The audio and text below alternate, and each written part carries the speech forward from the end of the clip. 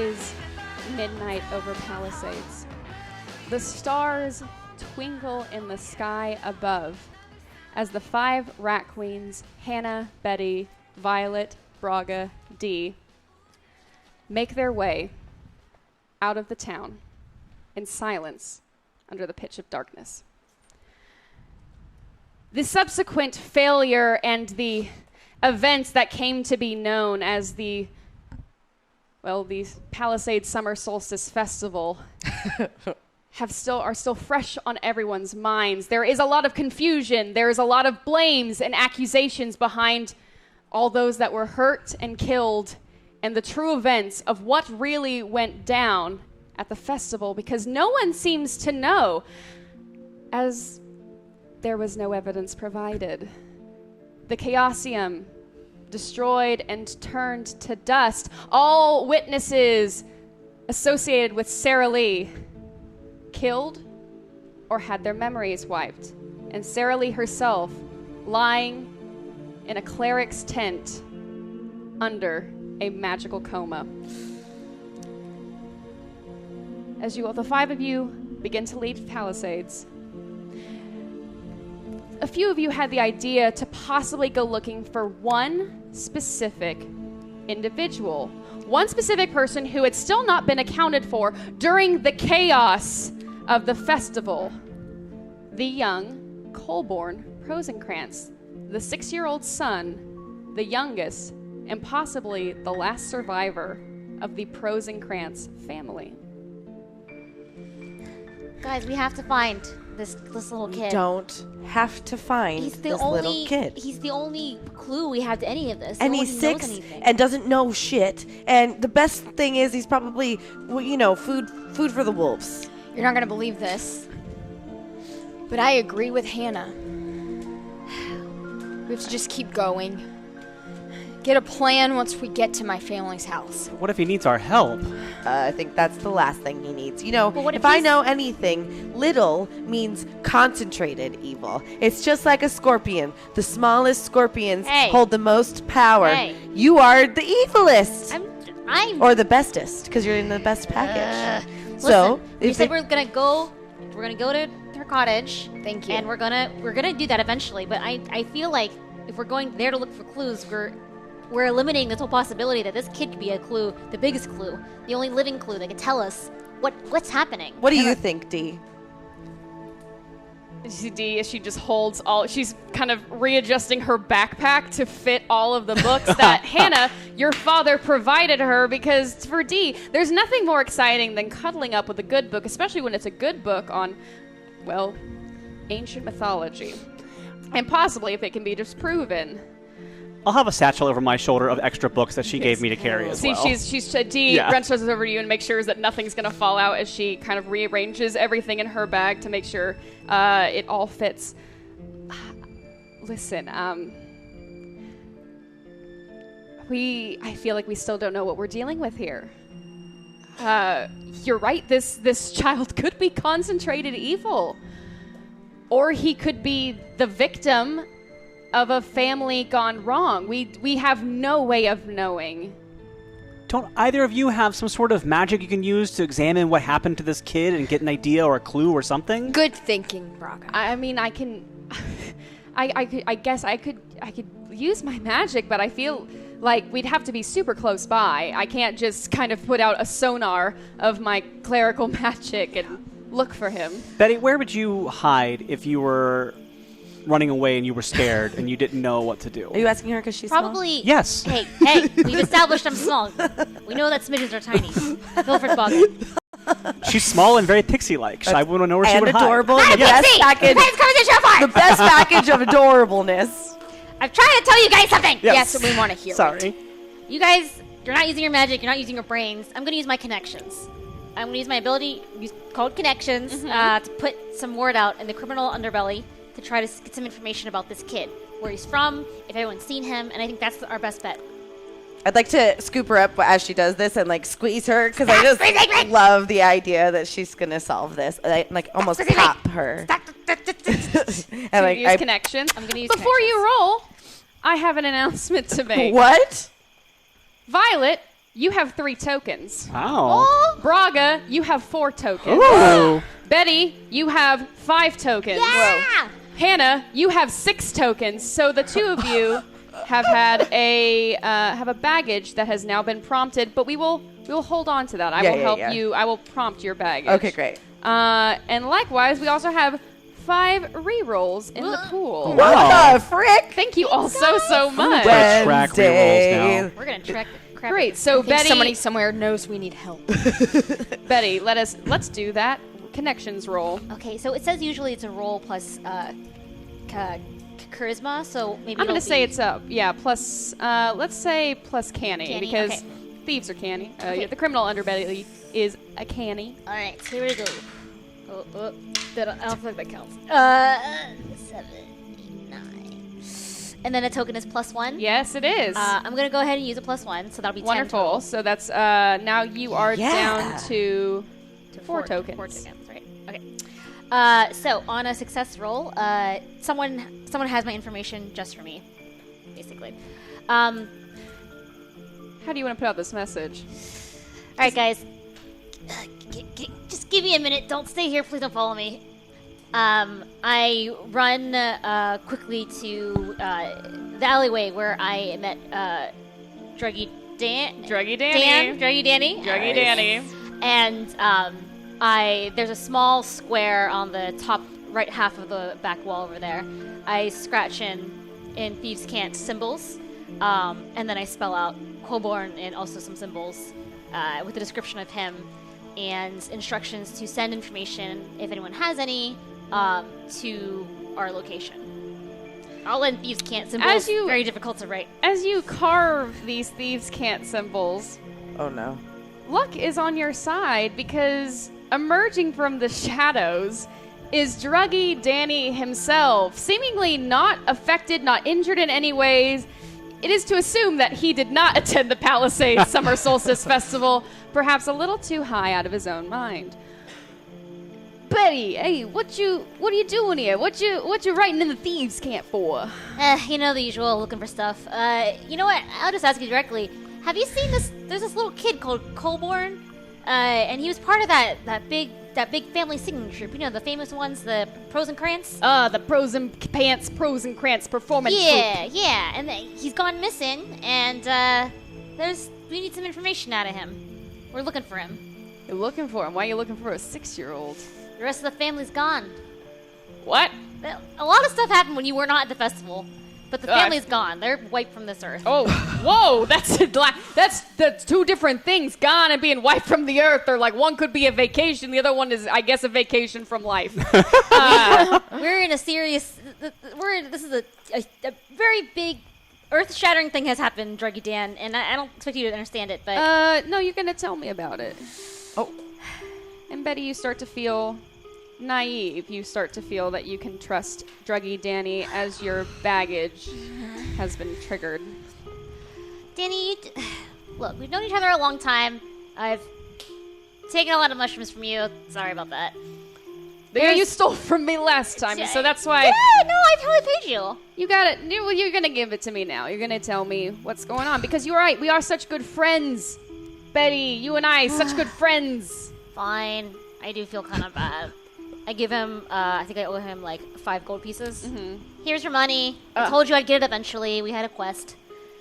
So there's like a big chaos god, and he's coming to destroy the whole world, and we don't know what's going on, and this family was involved, and there was a seance to like raise some stuff from the dead, and then or some spirits or something, and then there was a skull, and then we destroyed it, and then the whole family got killed, and then a whole bunch of people died, and there's this other higher power, and it's really, really bad, and we have to destroy it, and we need information, and we don't have any information. That's kind of what's going on. Betty, you know this is a lot bigger than thieves' camps. This is a lot bigger than finding a little boy and just getting information. This feels like, I don't know, last time tentacles came out of the sky, I feel like a lot of us were like, please no more. But it was fine. This will be fine too. We just need more information. We need to arm ourselves with information. So I feel like we need to find this kid, and he's the only one who knows anything about where the family came from, who ask them to do the spell, any of this stuff. Okay, you know what?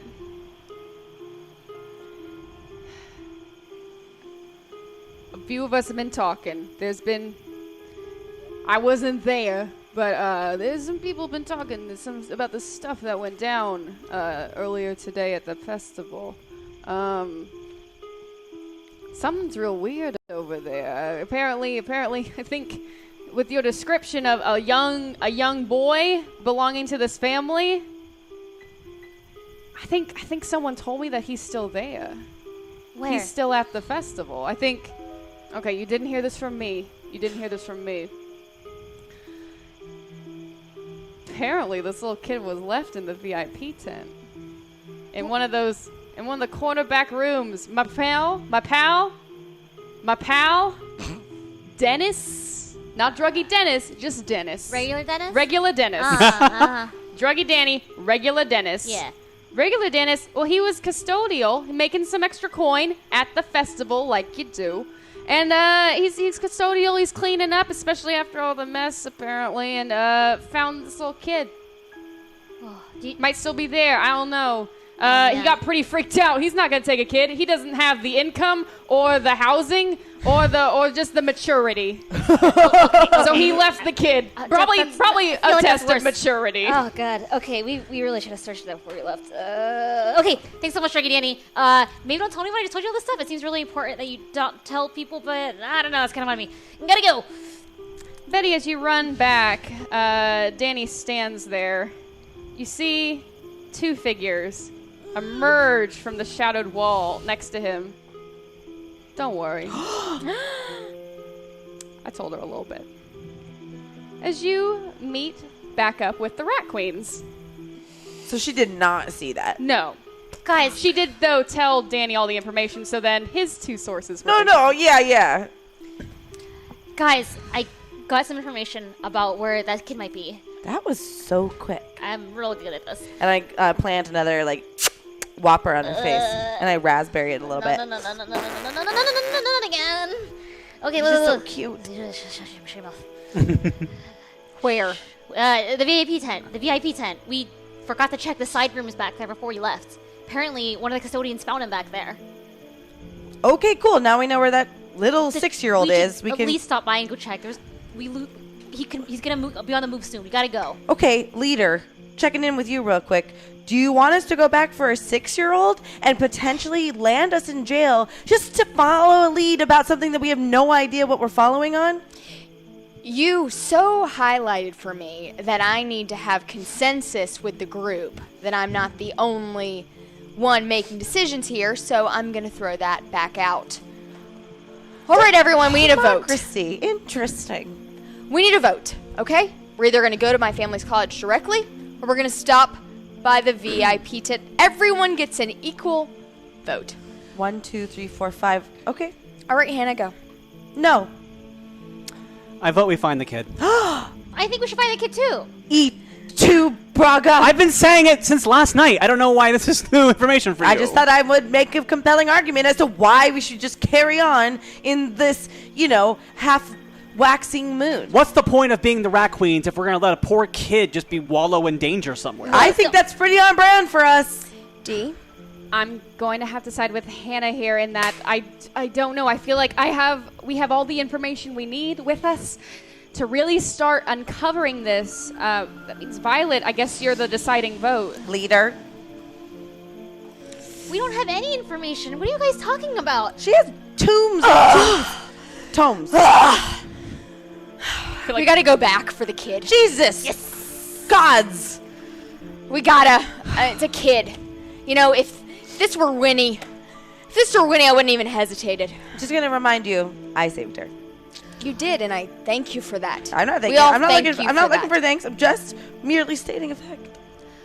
Look, It's not like a roster of how many kids don't die. Like I'm nor am I equating Okay. it to that either. I just thought I'd state a fact.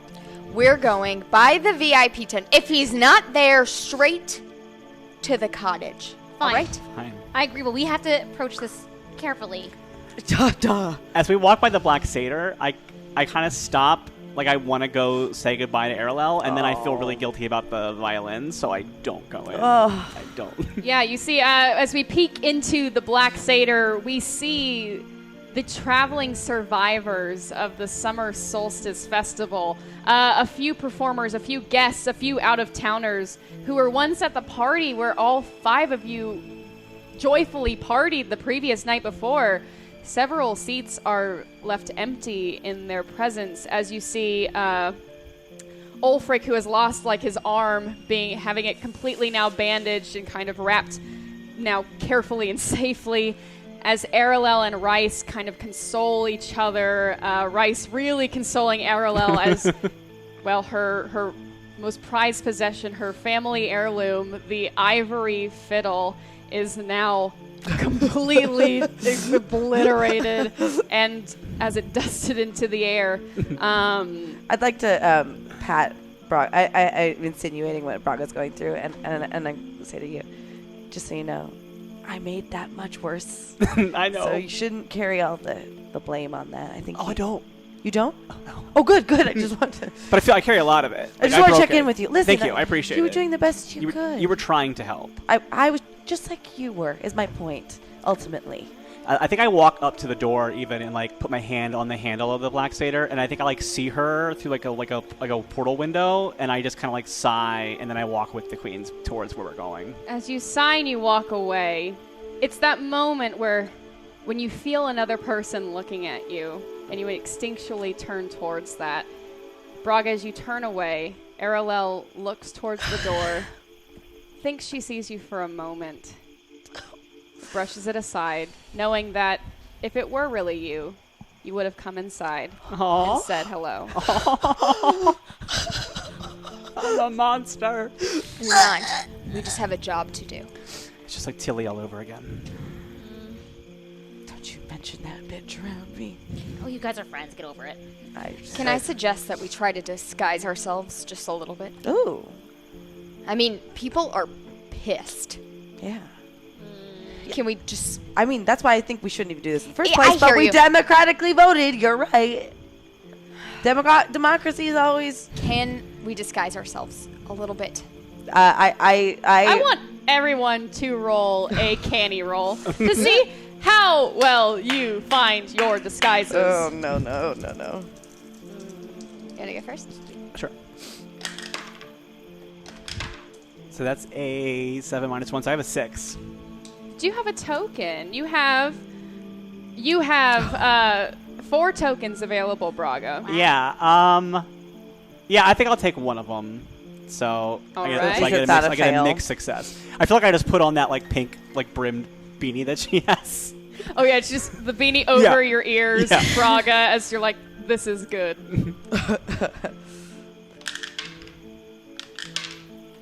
All right, I got a 6, and I'm going to use one of my tokens. Great. So you now have a mixed success. So describe to me, yes, your somewhat good disguise, Violet. I take my hair and I put it in a ponytail by taking out a little bit of metal from my armor, and I start smiling. Well, great disguise. I bet your hair's all Violet. messy still from when Hannah tried to put it up in like victory rolls, and your hair probably like Yeah, frustratedly I doesn't think that's work. right. Just like a little. Good call. Yeah, and a smile. Wonderful. We gotta talk about your disguise skills sometime, Violet. Everyone's rolling 6s. She didn't say my name because she doesn't recognize me. She doesn't. She has no idea you are. Totally blend in. Yeah. I rolled an 8, and I will use one of my tokens, so I have a 9. Oh, good job. Wonderful. I roll my eyes, reach into my pack, pull out a mustache, a hoodie, like a hooded cloak. I tie it up in the front, and then tall shoes so I look like a normal-sized human. But a normal sized human that looks like you. Yes. Yeah, great. Okay, cool, She's Elliot. really good. She's so good. Everyone's rolling a 6. My canny is 1, so that is 5, 6, 7. Just gonna let it lie there, cause no, fuck it. I'll use all 5 of my tokens. No, wait, I'll get it to the 7. No, I can use. Am I only allowed to use 1? What was the rule on that? Namely, you want to use one to help raise it. I will say, though... Can we use as many as we want? You can use as many as you want. Okay, so 5, 6, 7 is canny. 8, 9, 10. I'd like to use 3 of my tokens. Great. And Hannah, congratulations. You also received 3 more. So you are 9 tokens. So now you're back down to 6. And I still haven't had my baggage triggered. We're waiting. I got you, girl. Just wanted to double check. So tell me, tell me your disguise. So it's not been my, oh shit. I see a potato sack in the corner behind the black satyr, and I put it over. You had a success. I know. I'm not gonna look like me. I make it into a hat and put straw out of it, so I looks like I have blonde hair. And there's also some chaps that I take, but I drape them like a coat instead. So like my arms are out like where the butt would be. So like it's almost like a Oh my god. like a horse girl. and what else do I see? You notice that the Black Satyr is very, very close to one of the most beloved Palisades bathhouses. So there is a clothes rack, or clothes line of drying laundry near you. So if you want to grab a piece of, you want to steal someone's clothes. Okay, great. So I take a negligee. So I'm kind of like boho chic. So I've got blonde straw hair with a burlap sack cap. These leather chaps. I want to see the fan art of this Me outfit too. so badly. Me too. And like a lacy pink negligee. Wonderful. God, I can't believe how good she is at this. It shouldn't work, but it really It does. does. It really does. I feel like we shouldn't be trying to not be trying to attract attention to ourselves, but okay, here we go. Well, look at you, a human Betty. I'm fine. I look great. Nothing attracts more attention than humans. Onward. As a pink What is beanie. D wearing? D is, good thing you asked. D, being near the Black Satyr in this bathhouse, I love that no one else grabbed clothes from it. Didn't even occur to us. They don't have orc-sized clothes there, but thank you for rubbing it in. We need to talk to them about that. D notices that one of the kind of drunken guards, one of the drunken bouncers outside of the Black Satyr, hired specifically because of the Summer Solstice Festival and all the crowds that would be coming into the establishment, notice that his large oversized coat has been kind of draped against a barrel. So D puts on the coat, kind of buttons it up, and takes her hair back and kind of pins it into a low ponytail. Ooh. That looks really good. Thank you. Kind of cute. I think we all are at our best. You sure? I am. Hannah? Yes. Yes, I am. That's a look. And I turned it. Look like a hobo. Bitch, I'll fuck you up. Hey, settle down. All right, let's Because go. I love you let's go. so much, you little I think we are hobos now. smidgen. As you start making your way to the Palisades Summer Solstice Festival grounds, an air of chaos can be felt around you. I will now roll a d4. No. Ooh. Braga, Yes. as you are walking towards the Palisades Summer Solstice Festival grounds, suddenly, just out of nowhere, you feel yourself trip over your own 2 feet, and as you fall to the ground, you take 1 point of damage. Okay. Aw. Braga, What's going on? are you all right? Maybe it's your disguise. Yeah, you know what? I was just really into character, and my new character is not as coordinated as I am. All right. Sorry, I'm just distracted. I just keep thinking about that violin. I just feel really bad about it. You had to do it. And you know, She'll never forgive me. If she's a cool... Yeah, of course she will. And if she doesn't, she sucks. That's not really fair. Yeah, Is that? It's a priceless art. It's fine. it's an object. I'm supposed to protect, and I destroyed instead. and You that's- did protect Her life, by destroying, and that's sometimes how it goes. She's a reasonable lady. Then maybe. she might be. If she is, great. If she isn't, you don't deserve it. I guess you're right. As you all continue your way to the Palisades Summer Solstice Festival grounds, walking in the darkness, not lighting a torch as to notify those around you. From the corner of your eye, you can see faint figures moving in the distance, and what your ears hear are patrolling guards now circling the city. Are they looking for you? Who are they looking for? Or perhaps they're just trying to ensure that nothing else happens tonight in Palisades. As you keep walking forward, Betty, something catches your eye. The most perceptive of the bunch, you see something glisten out of the corner of your right eye as you turn, and you see a chest. Behind the chest, you see a turned-over traveling wagon, perhaps someone who was trying to escape the chaos when it erupted, perhaps someone who just left it there and went into town to go find some help. But from this turned-over carriage, you see this beautiful, elaborate chest that, from your eyes only, being an expert locksmith, you see that there is no lock on this chest. Shiny. Do we notice that she is going off to do this? I will say as soon as Betty is, do you want to tell everyone what you see? Nope. Okay. Did you say shiny out loud? Yes. Shh. I'm gonna be right back. Just keep going without me. I said that we had to pee before we got... I break off from the group and start going towards the chest. I want to stealth to the chest. Yeah, roll me 2d6 Oh, no, plus no. skill. Actually, canny. Canny is stealth. 10. 10. Wow. Betty, as if they thought you were there all along, you stealthily make your way over to the chest. I want to observe the chest and see if there's any traps on it or anything. Check for traps. Yep, roll me 2d6 plus, that's a get situated, so you're going to roll me 2d6 plus canny again. Woo! Doesn't count. 5, 6, 7, 8. That's an 8. And 8, 9, 10.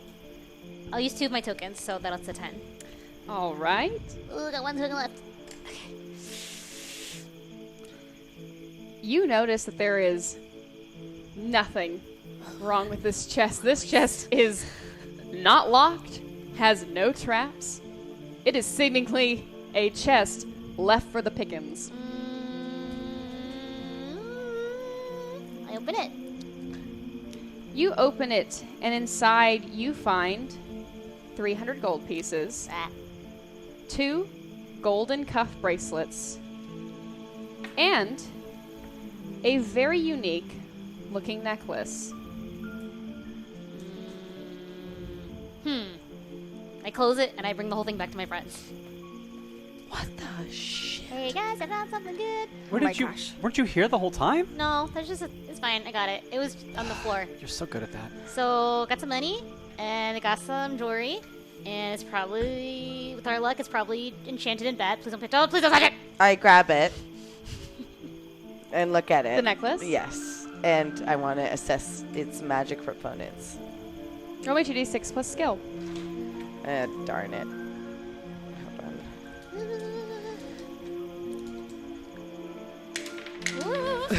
Gotta aim it. It's probably going to be snake eyes anyway, so.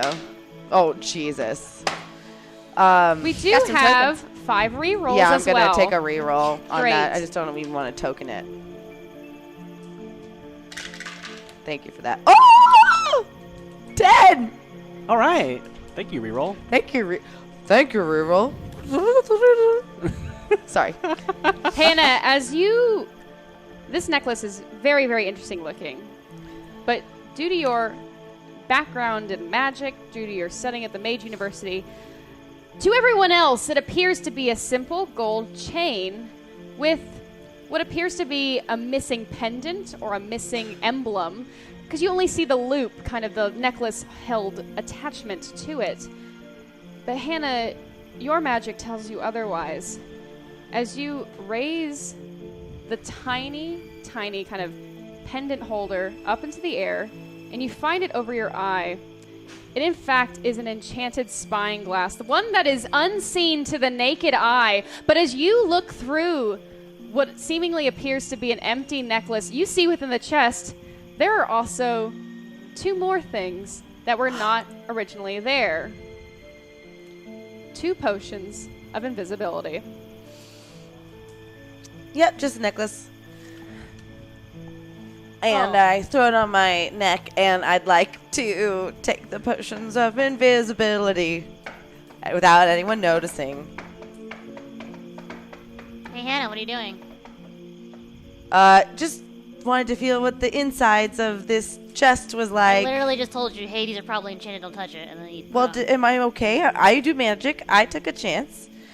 Do you want to fight? I don't want to fight with you. I just want to let I brought you. the whole chest back here It to does split seem it. suspicious to with just all of suddenly us. want to feel the inside of a chest. Well, yeah, but I want to see what it's been sitting in, and in order to keep it so unvarnished. We still don't have time for this. Untarnished. Hannah, suddenly you feel almost this kind of negativity around you and kind of go through your nostrils as then your selfishness is brought to full light. And you don't want to keep it hidden anymore.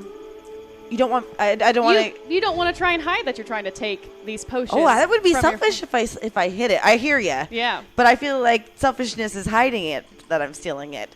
You know what? I am magic. I did grab this necklace with inherent danger in it, and because I'm fucking magic, I'm going to take these 2 things. You can't see them because you're not talented like me. So I take the 2 potions and I like whip them into like my holster of chaps. Carry on, beaches. I mean, honestly, she'll share them with us if we need them. She's a good girl. It's fine. We're going to waste time convincing her to keep them anyway. Yeah. It's ridiculous. And I'm walking too far ahead to hear their criticisms, even though I do hear them. At least we're walking towards the tent again. Yeah, sometimes you suck, Hannah. Sometimes you suck. I want to take the rest of the gold and split it up between just the 3 of us then.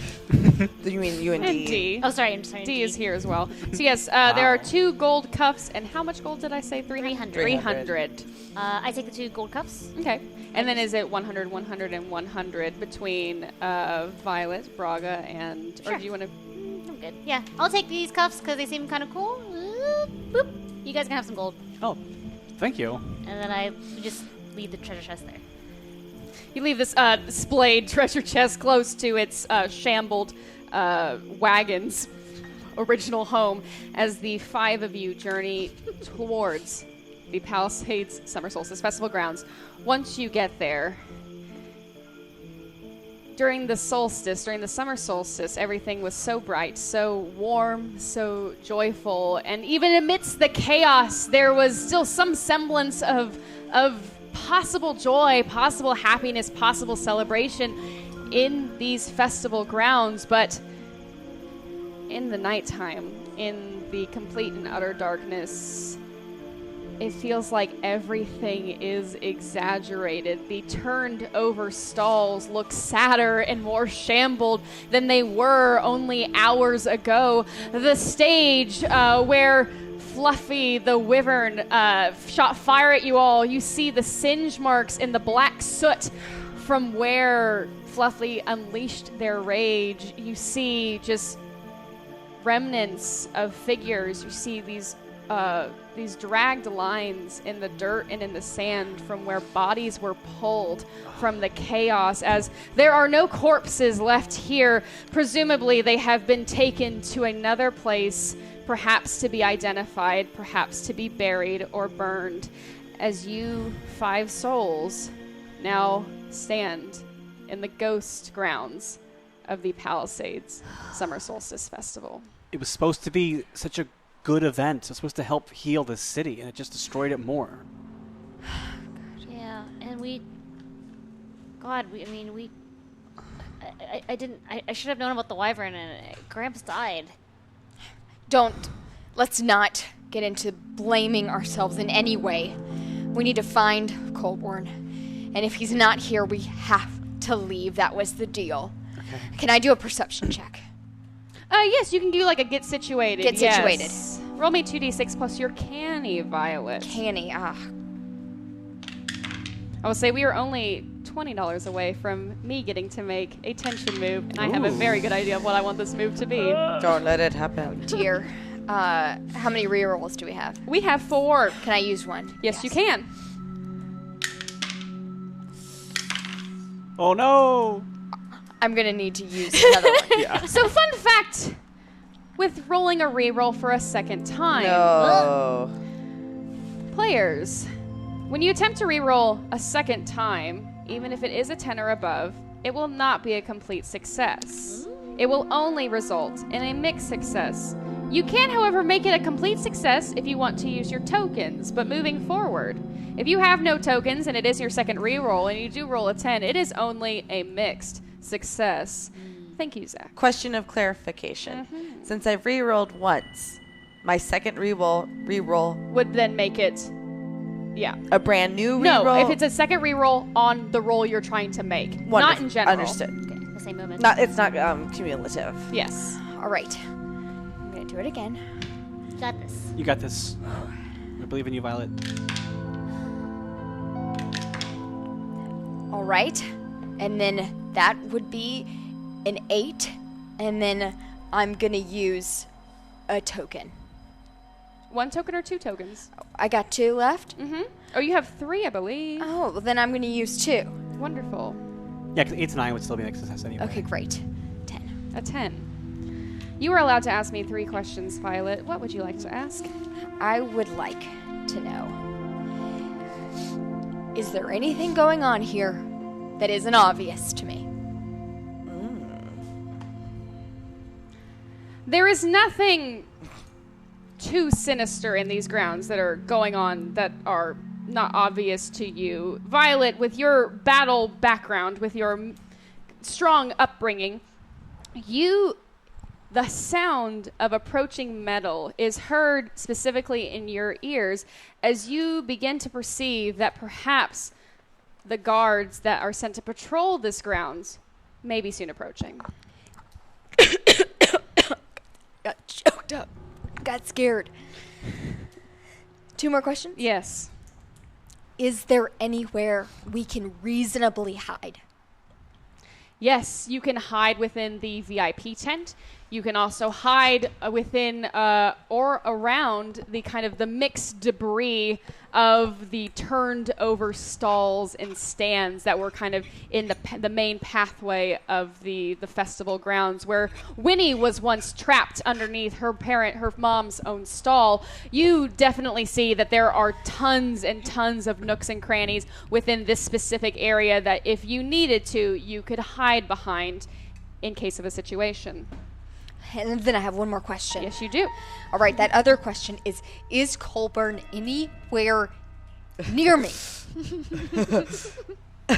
Colburn is not near you, but you do hear the small, soft wails of a young child coming from the VIP tent. The VIP tent, we have to go now. The guards are coming. They are coming, and there's a child crying. Yeah, but they don't recognize me, guys. Look at how excellent I am. We should still be stealthy, y'all. Come or We're not. still trespassing. Onward. Come on, now. Should I stay out here and stand guard and You need to in the come. rubble? Okay, I'll come with you. Let's go. Let's just go. You Let's just leader. go. You're the boss. I can use my invisibility cloak and watch them. And I take a potion. Oh, You fuck were off, just Hannah. bragging about how good you looked. That was a invisibility potion she just wasted on this. I BS. take the invisibility potion and hang outside the tent to see what's going on, who's there. Great. You do that. You don't know how long this invisibility will last, but you take the potion. I head into the tent. Before I do, I say, Hannah, stop being a dick. And I go in. I go in, but I have my axe out now and it's ready to go in case I need it. Wonderful. As the 5 of you enter the tent, Oh, I'm standing Sorry. outside the tent. and Braga, you were standing outside the tent as well. No, I went Oh, in you because went in. Violet told me to go in. As the 4 of you, Betty, Violet, Braga, Dee, enter the tent, you see in haunted darkness the splayed out puppet corpses of the enchanted puppeted highwaymen that you had only fought earlier today. They look like as Hannah. hanging above you, the flower and the straw. Oh, cool. as hanging above you is the rope where the 3 gnomes were once tied, and is now it's been cut and just kind of frays and slowly turns in the moonlight. You hear the wails of the soft sobs of a young boy coming from the 3rd back curtain of the tent, the first of which being a bathroom and prepping area, the second which being much more of a storage room, the 3rd, you don't know. Let's do this. All right, what's the plan? Talk to kid, comfort him, determine if evil. Yes, exactly right. Okie dokie. Okay. Break. All right. I want to head over first and try to peek in where the boy is to assess the situation. Great. Roll me 2d6 plus canny. Okie dokie. Get situated. 8, 9, 10. 10. You can ask me 3 questions. Wow. Okay. Is there anything going on here that I can't otherwise see with my own eyes? There is one side of this tent where the shadows are slightly elongated, and that piques your interest. Does the boy look like he's faking crying? No, this is a real 6-year-old being abandoned, crying. Is there a way I can determine to calm him down and make him come to me instead of me coming in a tent? Say yes. Roll me 2d6 plus heart. Ooh, that turned it into a 6. Yeah, 11, 12. How do you calm and kind of coo this tiny, tiny boy to come towards you?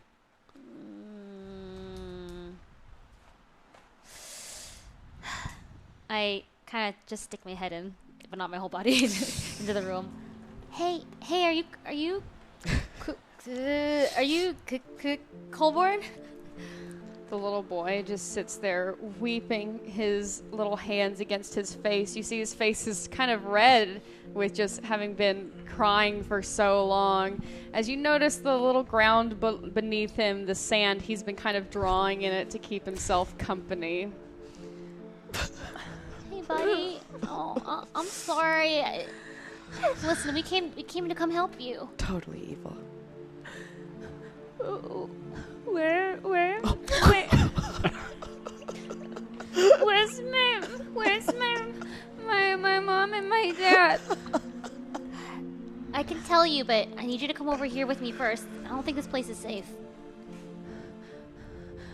Are you gonna help me find my mom and my dad? I'm gonna help you find the truth. For sure. The truth? It's really complicated. Like I said, it's like super not safe here. Hey, listen, if you come over here, I got some snacks. Do you like candy? Oh, no. I take out the non-green ones. It's dark. Here's like a lollipop. It's super good. This one tastes like marshmallows. It's really rare in this town. You see, for the first time, like this kind of smile grow across this little tiny child's face as the tears stop falling down his little round cheeks as he kind of stands up and begins to kind of cautiously walk towards you, Betty. But the moment before he gets to you, suddenly the elongated shadow continues to stretch and stretch and stretch and stretch until it reaches underneath his feet.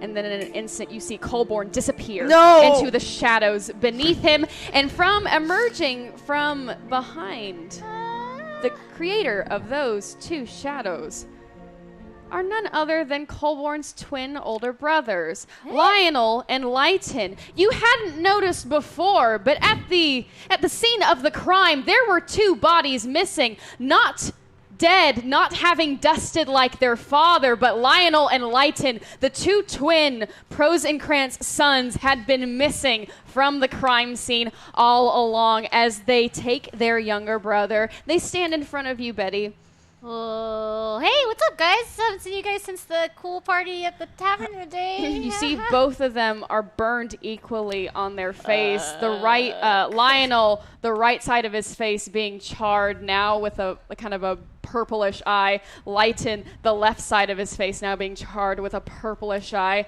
as they stare at you. No, I don't want to fight demon kids. I don't care if they're demons or kids. They're still kids. I back up and I go, hey guys, you want to come over here? Oh, hey. When outside the tent, Hannah, you have been standing guard. Thank you so much for getting us to past 500. Oh no. no. The guards that Violet had heard earlier, you see them approaching, not from the path you were on, but on a side path. And at the head of the guards is none other than Sawyer, captain of the Palisades Guard, coming to personally ensure that nothing else happens in Palisades. Tonight, you stand invisible for now, but your friends are inside. And are there any sounds issuing from the tent that might make them interested? The sobbing has stopped, but you now have 2 twins confronting your 4 friends. Great. So I'd like to remain alert. I'd like to also tell you that my pulse has quickened, and I'm feeling a little sick in my stomach because it's the first time seeing this guy since he left in a mean way. Or I kicked him out, one of the two, something like that. I understand. It was a gray He left area. in a mean way, It and was, then you had sex with someone else later that night. an argument could be made that I was single the entire time we were together. So, I'm like trying to meditate, like not meditate, but like calm my breathing because it's a little hard to breathe right now. While trying to hear, see if they are going to come towards the tent or not. From inside the tent, the 2 twins stand haggard, and all you can hear is their heavy breathing as they stare at the 4 of you, Betty, Violet, Braga, D. D. Yes? You got anything, D? I can detect undead, and I could possibly heal them. Or I could take my scimitar and smash their faces in. But that's all I've got right now. I think we can all detect undead. 1, 2. There's 2 undead. Here's a question. Okay. What? I know this seems counterproductive, but what if we want the guards to come in to see them because this is some proof that something shady has been happening here and it's not us doing it? They're gonna kill everybody, so wait, let's try to talk to them first, because if we're gonna fight, we're gonna fight. It's gonna happen. I don't want to fight children. They're probably, I don't know, let's figure it out first. Okay, Betty. Okay, let's talk to them. Okay. Hey, guys, do you remember what happened? Lionel, Lighten, do you remember me? Oh God. DB on your, be ready for okay, I'm ready. Do you have more candy, Betty? Stop whispering!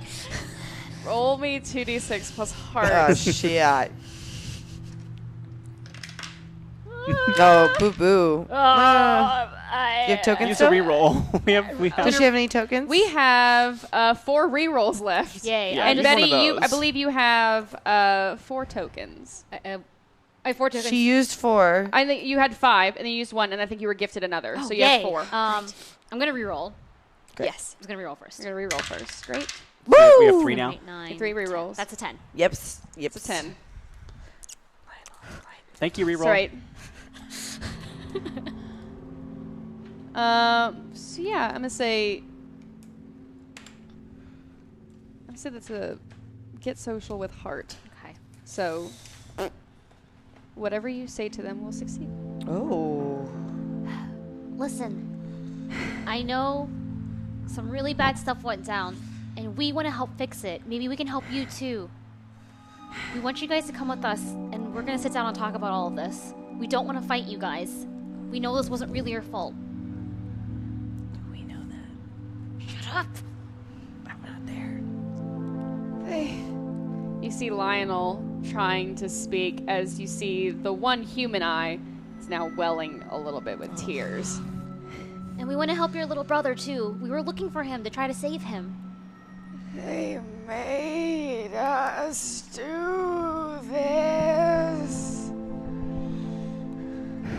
I'm so sorry. You don't have to be alone in this. We can help you. But you have to come with us. And we don't want to fight. Yikes. Lionel and Lighton both look at each other for a moment. And then they look at you, Betty. And they start to step 1 step, 2 step forward. When all said and Lighten, you see the purple crystalline kind of undead eye flash and then crack. Oh. And then his mouth my God. unhinges and he just lets out this screech into the air as Lionel kind of turns and looks at his brother, terrified yet trying to, like, worrying about him, terrified but also trying to fight the instinct within him that is calling him to do the same. Hannah, outside of the tent, as you are trying to just calm yourself, Sawyer kind of looking into the tent, not really hearing anything before he and his guards begin to turn around and continue their parole. Upon hearing this screech, Sawyer whips around, the 4 guards behind him as well, as they rush into the tent. Can I stop them? What do you want to do? I want to start screaming and running the opposite direction while pulling at Sawyer. Roll me 2d6 plus guts. A ghost?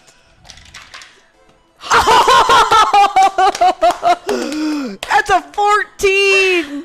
Finally.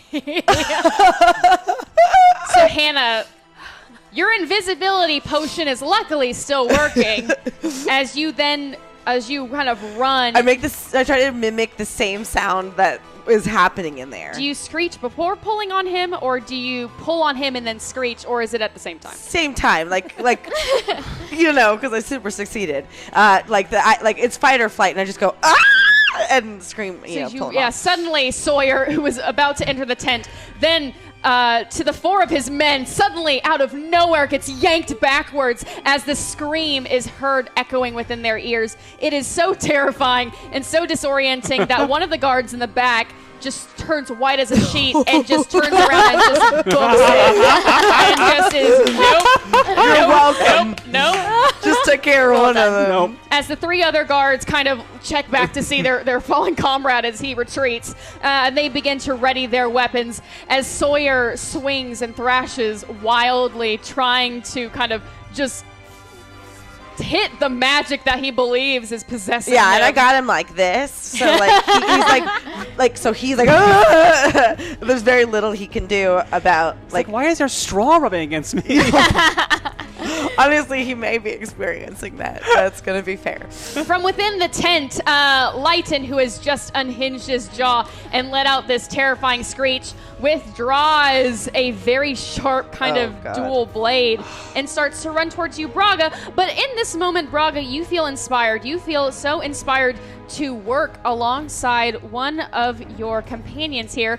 They said the choice is yours for this combo. So you can choose between Betty, Violet, or Dee. Okay, I think because Betty has been talking to the kid, so he kind of has she has his focus right now. So I think while you're doing that, I think Violet and I can probably subdue him in a way, maybe.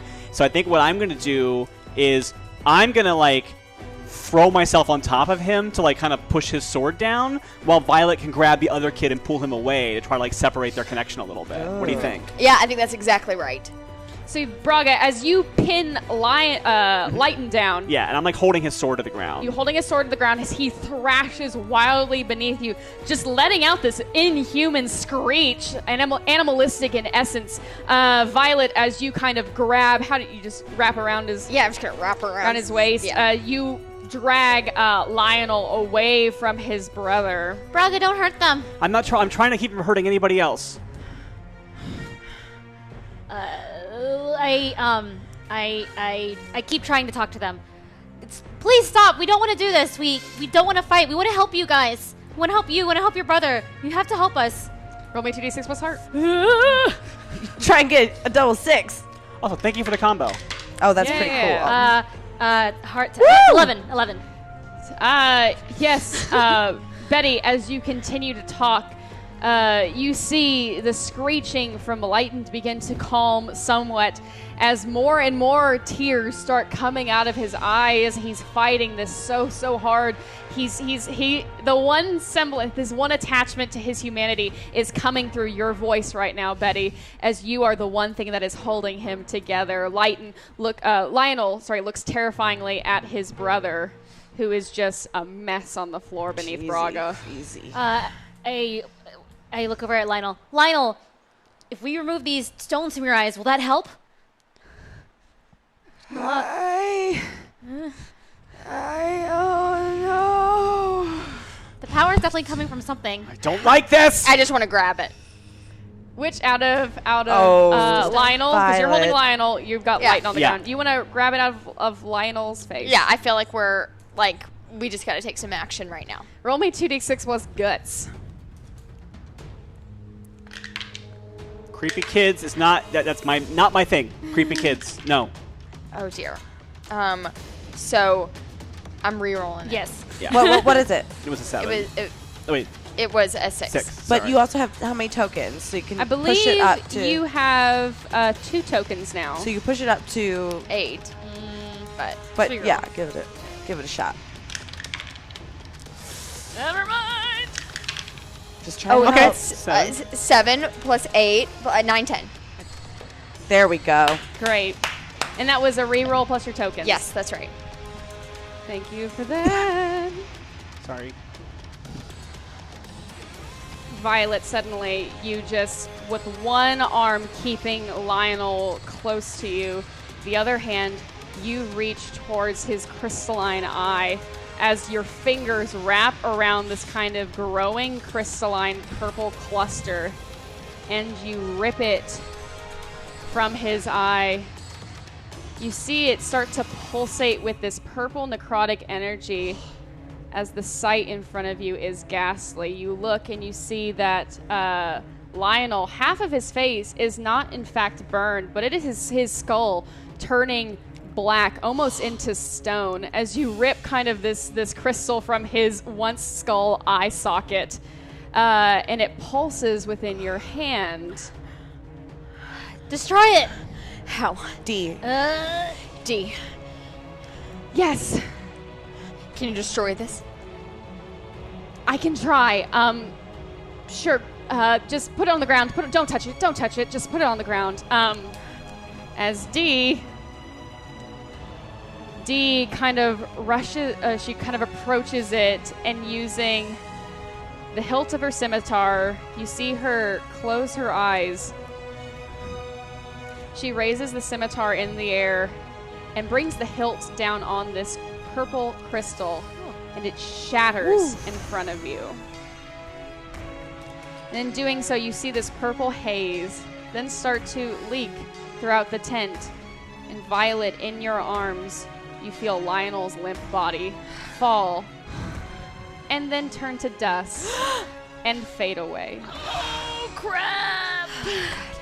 Meanwhile, outside of the tent, Hannah, your invisibility potion has unfortunately worn off. As you have dragged Sawyer back, suddenly you see the once thrashing Sawyer no longer thrashing, as he realizes he's being held in someone's arms. I don't know that though. You don't know that. You think that you're still invisible. Yeah. Ooh.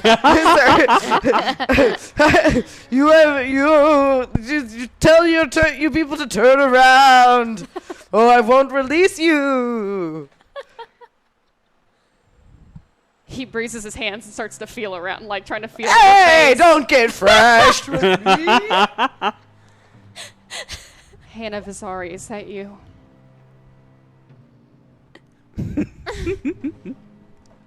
If it was, how would you feel about that?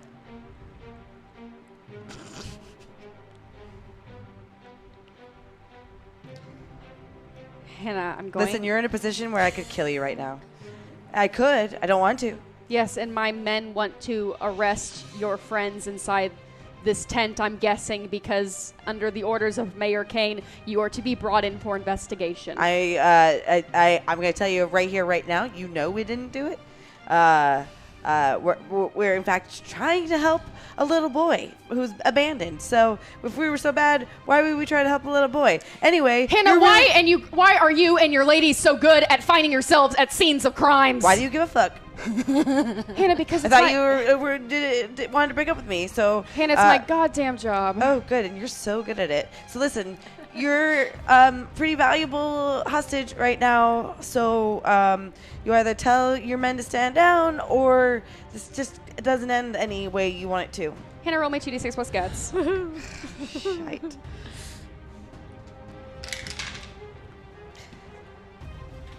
Five, 6, 7. Hold on. Hold the phone. 8, 9, 10. I'd like to use 3 of my tokens.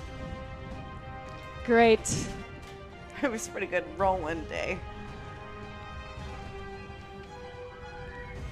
Suddenly, you find yourself in a strength contest with Sawyer as you are able to kind of keep him in place and keep him from moving. His guards, the 3 remaining guards, stand there watching him for some kind of order as he just yells, "Go in there!" And the 3 of them proceed to enter the tent. I said to tell them to go away! And I side clock him. Roll me 2d6 plus guts. What a fucking men. Actually, 2d6 plus heart. Bitch. I love you. That's my worst one. So that's going to be technically a 5 currently. And how many rerolls do we have? We have 4. So I just used 3 tokens. How many more do I have? Any more? I believe have 2. you have. I believe you have. Yeah, I think you have 3. So now I have 3 now. Okay. You have 3 remaining. Because there we go. That's all I wanted to know. I would like to go to reroll. Because that was just not going to be changed. Jesus. 6, 7, 8, 9. I'm going to use reroll. All right. So you say it can't be a mix. It has to be a mixed success. Even if it's a 10. It's a 12. And now it's a 12. And I'd like to use the remaining tokens to push it past being a mixed success. It's a 1. You want It's to a 12 use your 3 remaining tokens. In order to make it a full success. I'll allow For it. some domestic violence. Go for it. Domestic violence, it's not in a home. You're right. It's an emergency. Go. Hannah, just clock him upside the head. Yeah, and like in the lights out situation, like right in the temple. Hannah, you bring kind of the side of your hand, and like you line up your knuckles in such a way that you nail Sawyer in the temple and the side of his skull so incredibly well that he immediately falls limp in your arms as you now are holding the incapacitated body of Sawyer. If we weren't guilty before, we are now. And I drop him, and I haul ass into, to go grab the guards before they go into the tent or something. Meanwhile, back in the tent, you've just witnessed Lionel dusting out of existence as you hold Lighten underneath you, Braga. No, we can't. And the purple Can't haze. kill this one too. The purple haze still seeps on the ground, kind of skirts like fog on the ground. Maybe, I don't know, maybe we could just make him pass out for a second? I want to throw some sleeping mushrooms at him. Good idea. As this purple haze coats the ground, there is a sense of chaos in the air. Where Betty, suddenly this kind of purple haze gets to you, and it almost takes the form of what appears to be a black cat as it crosses your path, and you have a -1 on your next roll that you cannot fight with anything. Oh, kitty, no! As this purple haze cat kind of purrs and rubs its kind of tail, as purple black cat rubs its tail against you before once again turning into mist. How dare you? I love cats. All right, let me try to make this boy sleepy. Oh, what am I rolling for? Throwing mushrooms in the space. Sleepy mushrooms. Sleepy mushrooms? That's a skill. That's get rangy. So that's 2d6 plus skill. Okay. That is a 5. Betty with a 5. You were trying to throw your mushrooms at Light. Oh no! That Braga is sitting on top of. Betty, as you throw your mushrooms at Lighten, you aim a little too high and instead hit Braga smack in the face as these mushrooms explode. Braga, you are now asleep. Okay. Sorry. As you see Braga's orc form On top of the kid still. fall, yeah, you're sitting on top of him, fall kind of backwards as Lighten begins to start him breathe heavier and heavier. You start to see the purple in his eyes getting brighter and brighter as he lets out an inhuman screech once again, and similar to his brother Colborn, suddenly disappears into the shadows beneath him. Shit. No. This is probably the worst case scenario. This is the worst case scenario. Oh, Crap. I want to try to search to see if there's any more signs of them at all, or if I can lure them back out. Roll me. Let's see. Let's get situated. So let's roll me 2d6 plus canny. Okay. That's a 9, and I'm going to use one of my tokens for a 10. All right. Get it, girl. With a 10, you can ask me 3 questions. Can I locate where they've gone? Or if I can bring them back, maybe, if that's a better question. Do you want to ask 2 questions? I'll say that's. Let me reword it. Okay. Because I know where they are. They're in the shadows. Is there a way to lure them back out? Not unless you have something that they want. Okay. 3 questions. Are they still? Is there a way to capture them? It does not appear to be. They seem to be operating on some kind of shadowy planar kind of disappearance. Is there anything going on here that's not obvious to me? Nope, everything's pretty obvious. Yes, he's just disappeared into the shadows and Colborn is now gone. And you do hear the guards quickly approaching you, as you heard, you were able to hear amidst the chaos from inside because you are so good at perceiving. You were able to hear kind of Hannah, you were clearly hearing the struggles of Hannah, some guards, and what you believe to be the sounds of Sawyer. Who's now passed out? Do you have any more sleeping mushrooms? Yeah, but oh goodness. All right, the guards are gonna come in, aren't they? Yeah. We should. They can go to sleep. Can you help out with that a little bit? Sure. What do you want? Do you just want me to? We want to set up a trap? Do we want to trip cord them? Here, everyone take some mushrooms. Okay. I hand out a bunch of sleeping mushrooms. Just pop them when I get in here. Okay. So the 3 of you just kind of take different points within this tent. I think it's Great. man to man, okay? Okay. Man to man. Hannah, as you try to chase after the remaining guards, unfortunately, they were just a little too farther ahead of you as you had been incapacitating Sawyer. As the 3 guards enter the tent, everyone roll me 2d6 plus skill for a get rangy roll. Don't do it to me. Whoops. No.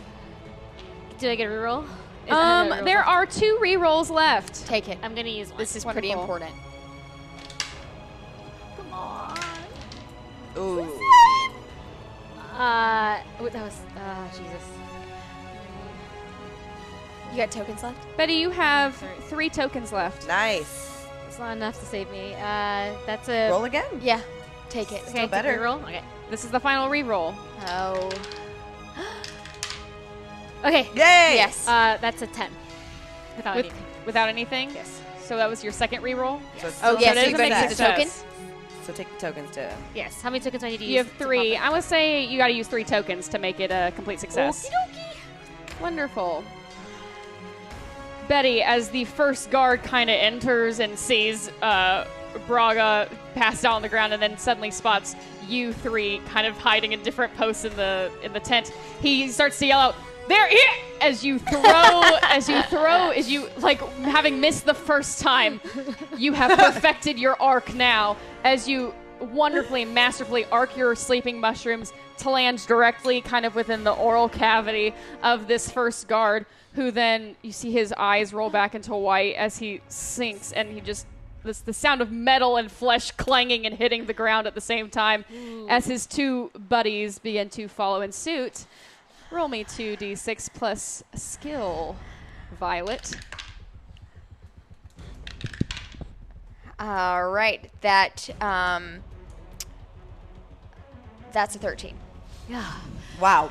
Violet, you are, once again, a masterful throw from you as you just kind of wind up, and you, instead of just kind of where Betty's gently arced over and landed in his mouth, yours just goes at full pitch force as you just send this mushroom miles per hour straight into the face of the second guard as it explodes, and he, similar to his compatriot, sinks to the ground, and you hear the clanging of metal and flesh.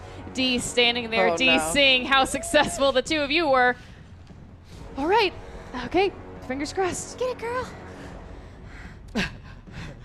Yeah, as she kind of winds up her arm and throws it.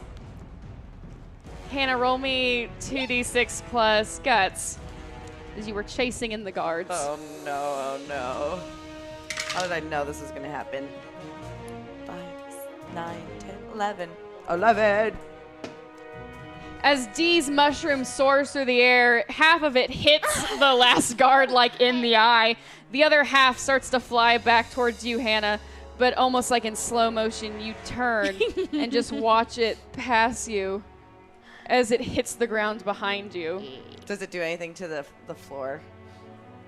Like, does it make more mushrooms grow, or like, No, you just see it kind of turn into this green dust, or this soft dust. nice throws? Woo!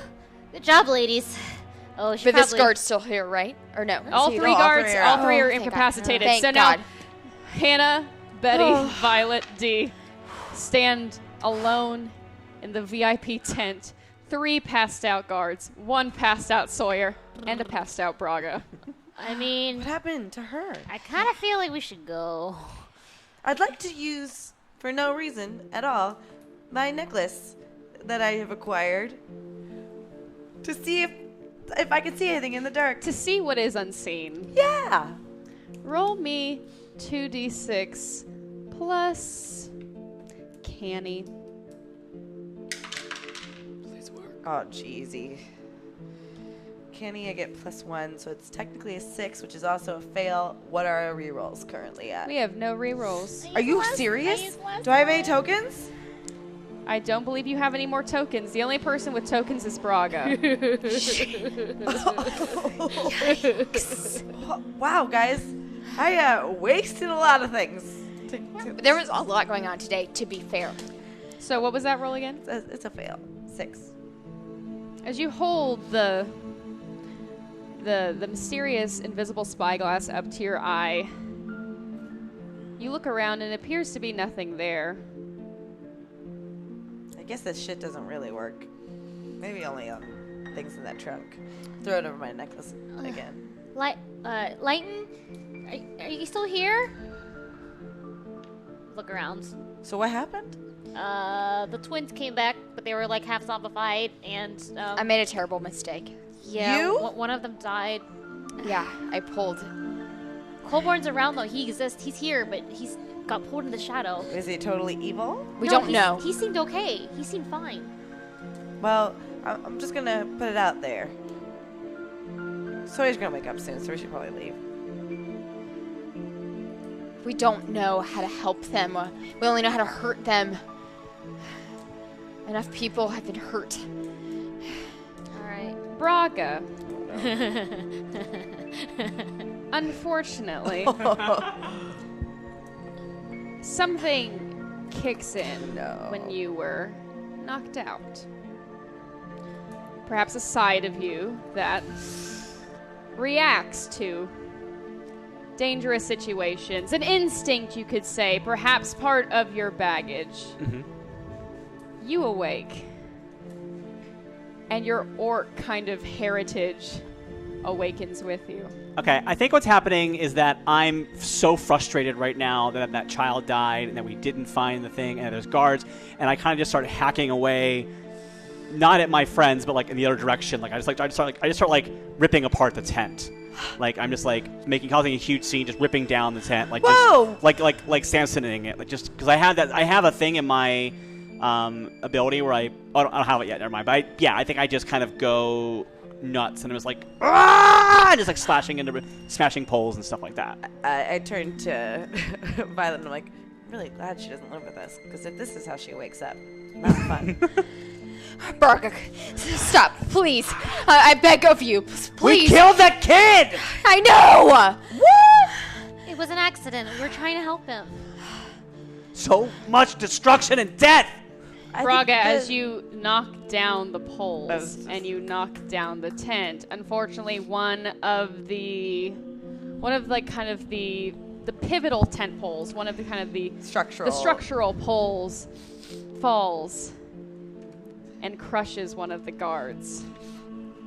He's not dead. Oh my god. He's just trapped and incapacitated. Have I kind of like regained my senses at all, or am I still... You are still Okay. not having it. Okay. Braga, calm down. It was this is terrible. I agree with you, but we have to get out of here. We have to find a way to save that last kid. I think we can save him, but we gotta keep it together. It's like Fee said, we can't help. It can only hurt. We should You have probably to stop. You have to stop. Look at all your friends. See all of your friends right now. see all of us leave the tent because it's going to structurally collapse on us. Can I try to pick up it off the guard? Can I try to pick it up? Roll me 2d6 plus guts. Can I help? Yes, you roll your violet bond. Okay. See if you can help. D focuses on you, Braga. Come on, we just need to all stick together, Braga. This is bad. This is real bad. But you know that we are not the causes of this. Something else is, something that is clearly, I guess, trying to blame us. I'm just so tired of all of this. It's not going to end for a while. My mom said that we have to kill it. Let's look this thing up. I rolled a 9. 9, so you get a +1 to your guts roll.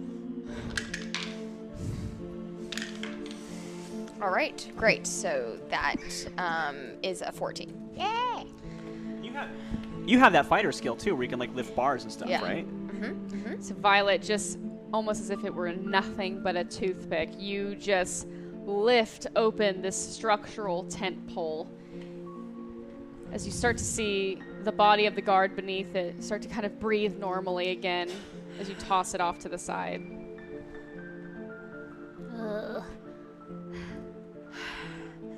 All right, Braga, are you calmer now? Am I, okay, do I have to roll to be calm? Do I have to? No, okay. you're calm now. Okay, I kind of like start breathing slowly and. This is frustrating. This is disappointing. This is devastating. But we have to keep our wits about us. Look, Violet, maybe we should just head to your family's home now? We have to. We clearly have to. We've done so much damage. I'm so sorry, everybody. This was my idea. No, it was ultimately my decision, and I'm sorry. We shouldn't be sorry for trying to help kids. I'm just upset that we didn't succeed. It's really too late to be sorry or feel bad or do anything about anything because that's the past. Time to move forward. Let's get the fuck out of here. I hate to admit it, but you're right. I happen to be right quite often. For some reason, everyone thinks I'm not right. I wonder why that is. All right. I just want to go. I Let's can't be go. here Let's anymore. go. I'll get angry again. Come on. This is the way. Sorry that I snapped at you, Hannah. This is the way to my family's house. Right this way. I'd like to go to Sawyer before we leave. Prop him up against like a booth that wasn't destroyed. And like, is there a not trampled flower or something around? Or is it like a water bottle somewhere around?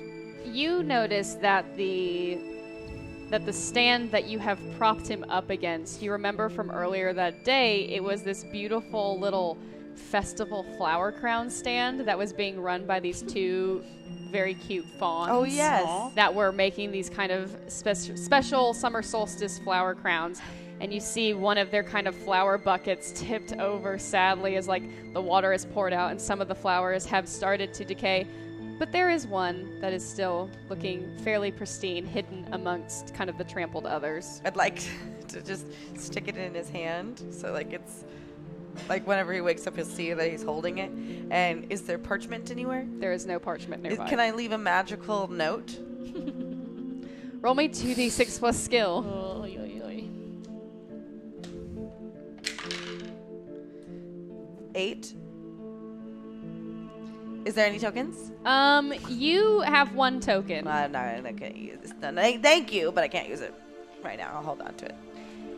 Hannah, as you begin to write this note, I know what I'd like it to say, but is there something wrong? Did it work? it does work. You are able to write 5 words. But as you prop up Sawyer, you start to feel this kind of negativity kind of around you as seeing him, because from within his pocket you see kind of out of his satchel, you see the new freshly printed wanted posters for the Rat Queens that it looks like he has been putting up.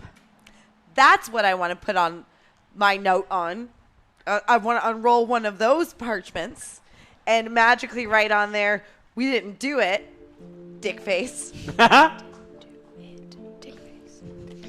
Dickface could technically be one word depending on which word you ascribe, which dictionary you. I was going to give you 5. Thank you. It could have been 4.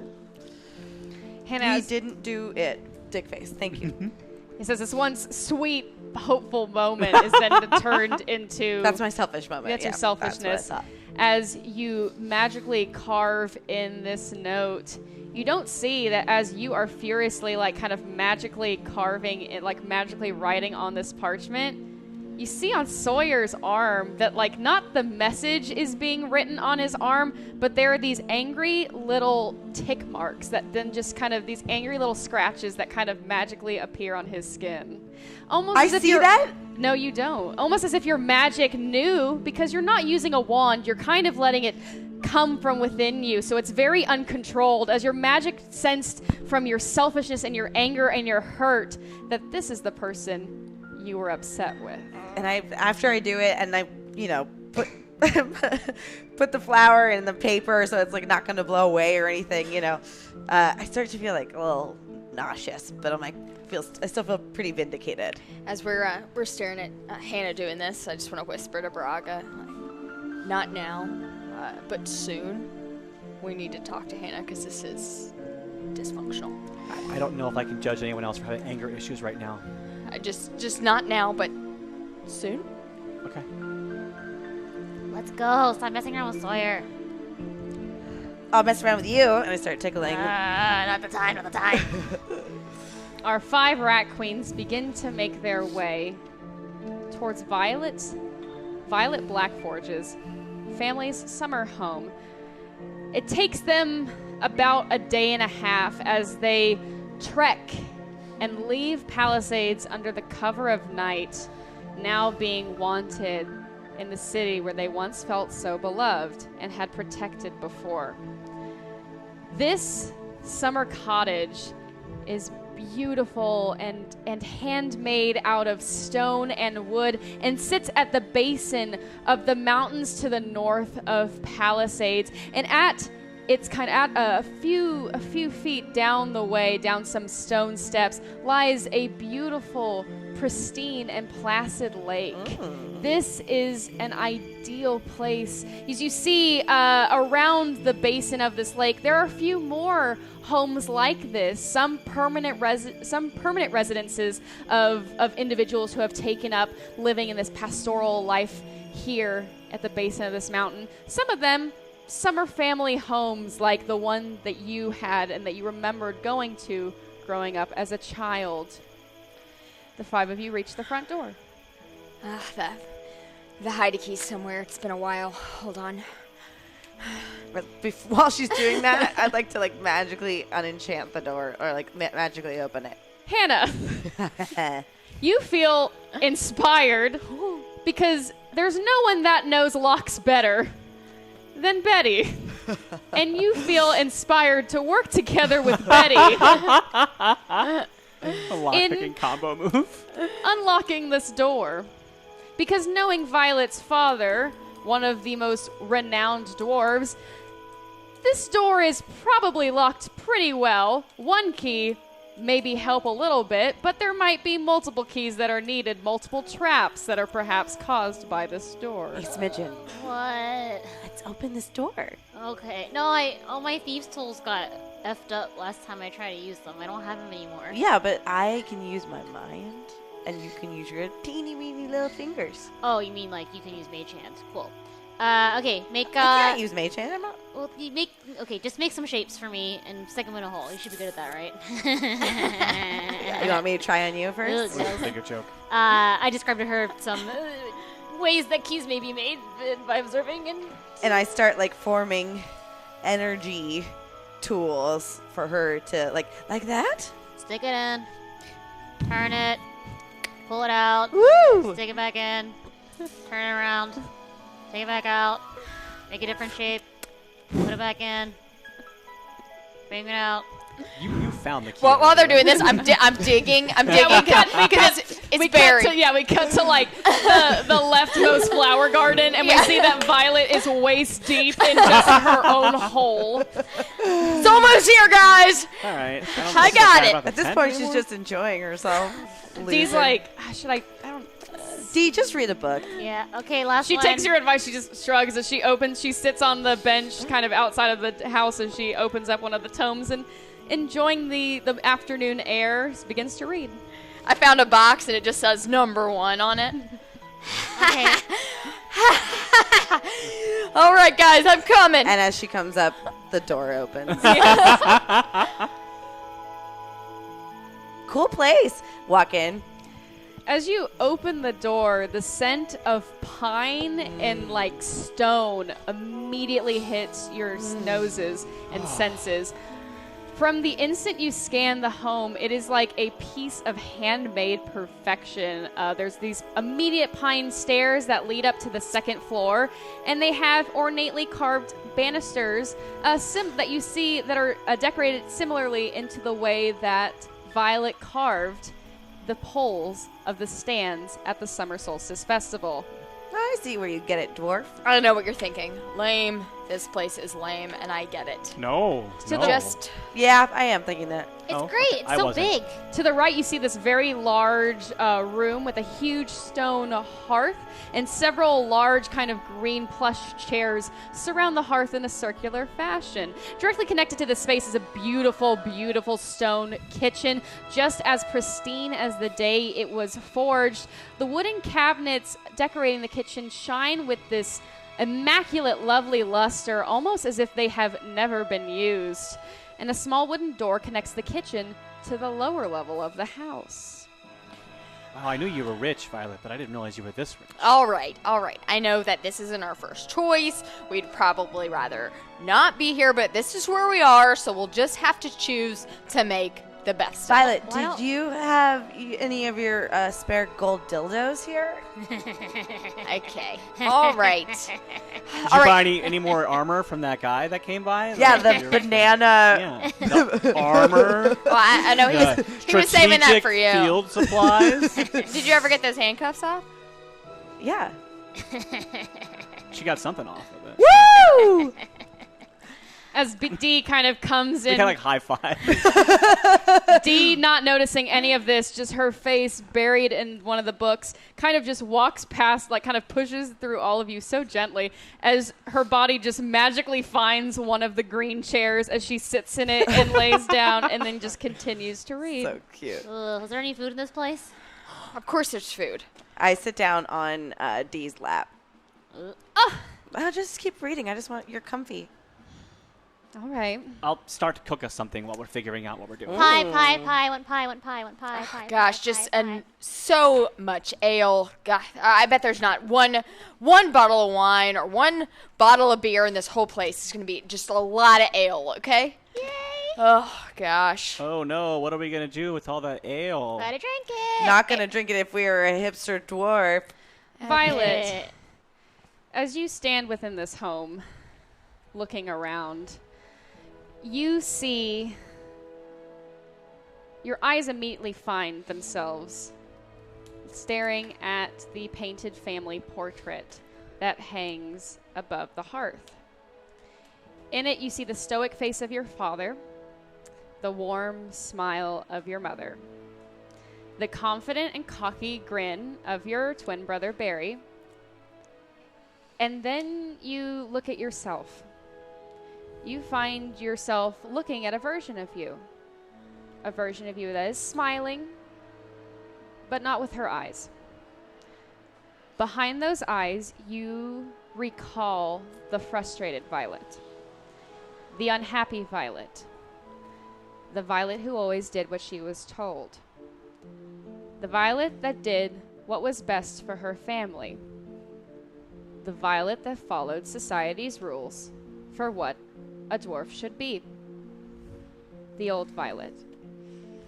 A Violet that is truly gone, or perhaps what you're most afraid of, a Violet that is still there, hidden in your heart, as you are overcome with these memories and the baggage of your family.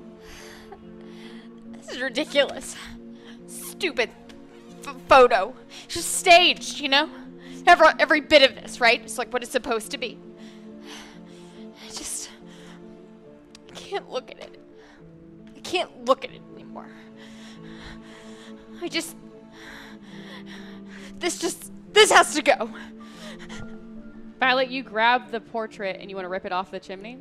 You do, as you were successful. Violet, what are you doing? Hey, what are you doing? You see Violet slam the painted family portrait against the ground, a perfect crack forming between her brother and her father, and her mother and herself. You could have just turned it around. It has to go. It all has to go. You don't get it. I can't be that person, okay? I can't be this dwarf. I'm not.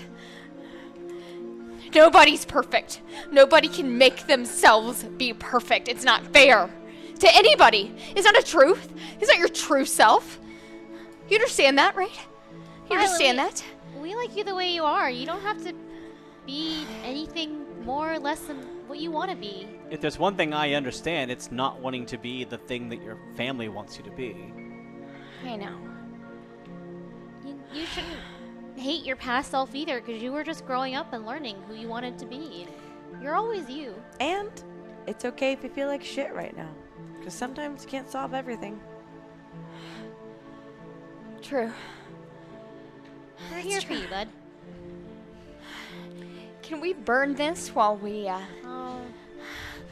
read some books, right? Sit around by the fire, learn some information. Dee, what do you think? A fire could help us, right? I mean, I do believe that the oils are toxic, so if they burn in the right way, we could get a little high too. Well, can't we just put it outside for now? This is ridiculous. Violet, Are you feeling okay, Betty? It's fine. I don't feel like...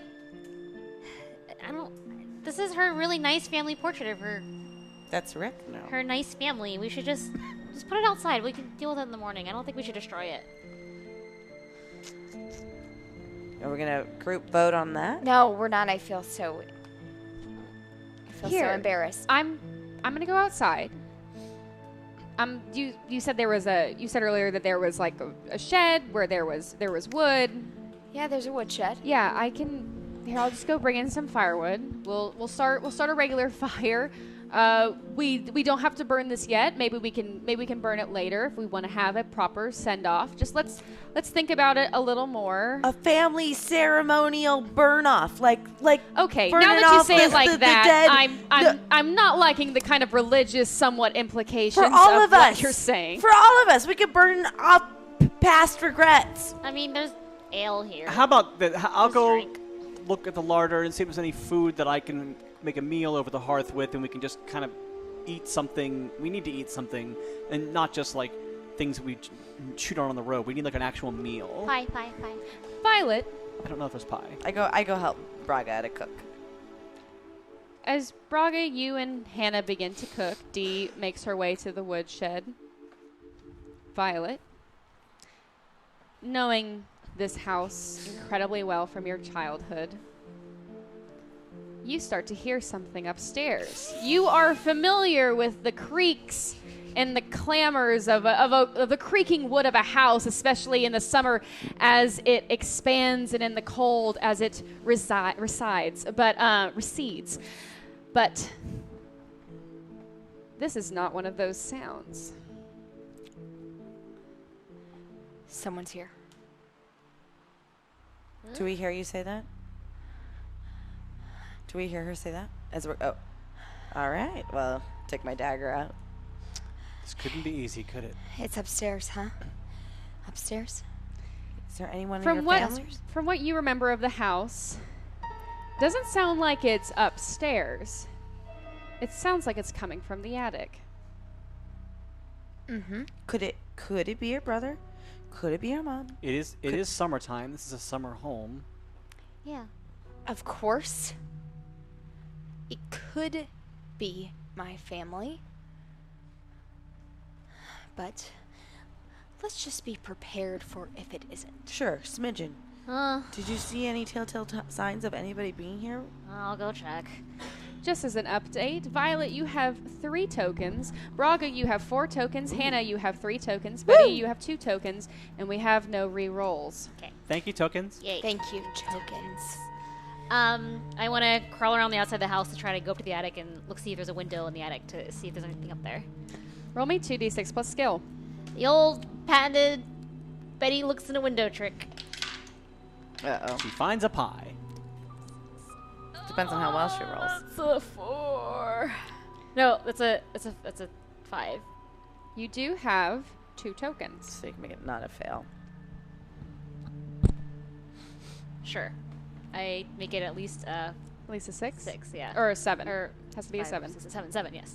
Wonderful. You've used your tokens. And with a 7, Betty, you are able to get to the 2nd floor. You are not able to get to the attic. So you have you are able to look around. You find yourself looking into what appears to be Violet's parents' room.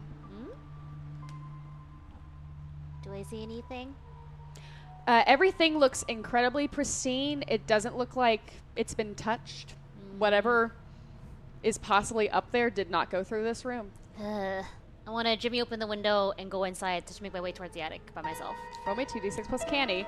What would everyone downstairs like to do? I think because I was trying to cook, but I think that based on what she just told us, I think I got my axe and I started heading up that way, and I'm kind of like standing below the entrance to the attic in case we have to go up there. So you kind of slowly creaked up the stairs. Before Braga does that, Braga, I'm gonna meal prep. I'll chop all the. I'll see what's there. Okay. Just so you can make it easy. I'll chop the onions if there's onions. Okay. Because you guys got enough of you. If you need to cry, that's fine. You don't have to say you're chopping onions. And then I walk that way. And I'm gonna lead Braga to which stair's creaky and which stair isn't creaky, because it is muscle memory. It's step, 3rd one. Yes. Step, stop, step. Okay, yeah, and I follow you as we do that. Okay. In the meantime, I have rolled a 10. Wonderful. Yes. Without breaking a single pane of glass, you are able to jimmy the window open, duck inside, close it without even making a sound to Violet and Braga, who are in the hallway. And I make my way to the attic. Is the attic have a door or a ceiling hatch? There is a ceiling hatch in the room that you are in. Violet's parents had access to the attic from their own room. And Violet, you know that the other entrance to the attic is at the very end of the hallway on the 2nd floor, which is a doorway that leads up a tight, narrow set of stairs into the attic. I want to listen at the pull-down door before I try to go in. Roll me 2d6 plus canny. Woo! 10. You are able to hear. What the hell? It's kind of I think. across the top. Can I? Of Do the I ceiling. know if Do it's you have a bunch of pet spiders? Can I tell if it's a animal then, or a safe animal that I know of? or any kind of animal that I know of? I will say that this does fall into your very successful canny roll. Key. This is essentially your second question. We'll just make this 3 questions. Okay. Definitely doesn't sound like an animal that you're necessarily familiar, like a friendly animal. I'll say that. Doesn't sound like a harmful squirrel. Does not sound like a family of raccoons has made its little nest in this attic. Doesn't sound like that. What's your third question? Well, my third question is more of a thing I want to do, but can I tell when it kind of is walking far away from me so I can enter when it's not close to me? I will say yes. You hear it kind of. Okay. As it appears to be kind of slow, as its quick scuttle slows away a ways from where the hatch is. All right, Violet, spooky attic ghost, stupid dwarf ghost thing that's probably going to kill us all. Let's go. I pull down the thing as quietly as I can to sneak up. Roll me 2d6. Oh my god, it's wrong so much. Plus Why are you doing canny. this by yourself? Oh, 6, 7, 8. 8. not a fail. With an 8, as you begin to pull, you pull on the attic hatch successfully, and you're able to catch it before it slams against the ground. So you're able to catch it softly. But unfortunately, as you begin to walk up, for some reason, this is the one part of the house that is not as secure. And when one of your final steps up those attic steps, your foot slips and kind of smacks and like pierces through kind of one of the steps. You feel your ankle twist a little bit for 1 point of damage, but it's the noise that you are more terrified about, Betty. We cut to Violet and Braga, who are making their way towards the edge of the hallway to the doorway where the attic stairs are. And do we hear that? This is happening as she's great. perceiving what's above her. There is a spot right by my parents' room that you have to start crawling. I've done this a lot of times. You just got to start crawling or it'll creak. Okay. So I'll start crawling, and then I just want to reach up. You sneak into your parents' house a lot? I had to sneak by. That my bedroom's over there. Oh, a lot of late night sneak-ins, huh? A little something, something. Let's not analyze it now, but I mean, you brought it up. Just saying. so I want to crawl towards that attic door and then just reach up to the knob and turn it really slowly. Roll me 2d6 plus skill. The knob to your parents' room or knob to the attic? To the attic. Yeah, the attic stairways. Stairwell to attic. Stairwell to attic. That is an 8. You have 3 tokens. I'll use a token. So 9. 10. You want to make it a 10? Mm-hmm. Okay, that's 2 tokens. Yeah. Why? Don't know. I'm not use it. I become irrational when I'm at home.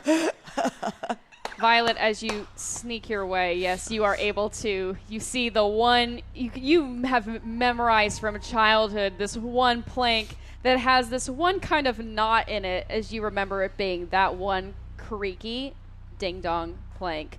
As you narrowly crawl around it and sneak your way over to the door, you gingerly open this knob, recalling that this is how you and Barry would sneak into the attic when you were children without your parents knowing, because your parents hated it when you went into the attic. I don't know why they were so pissed about it.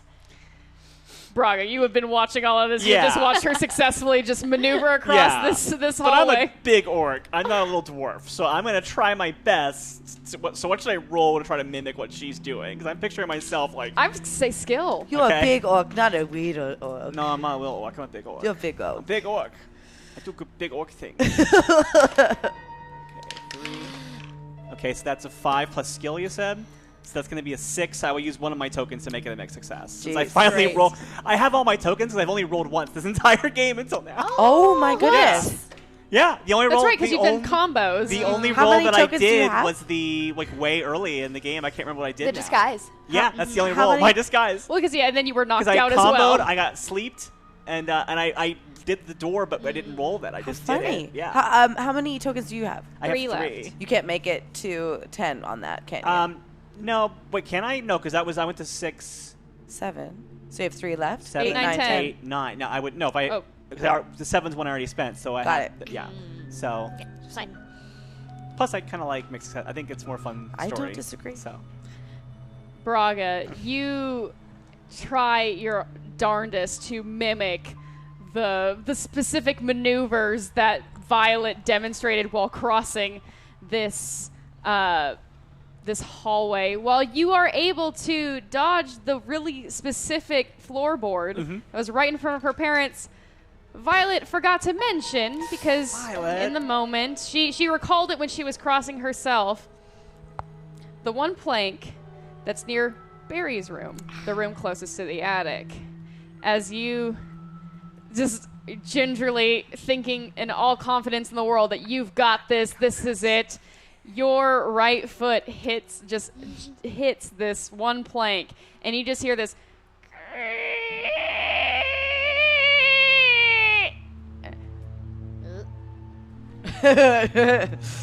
as you start to hear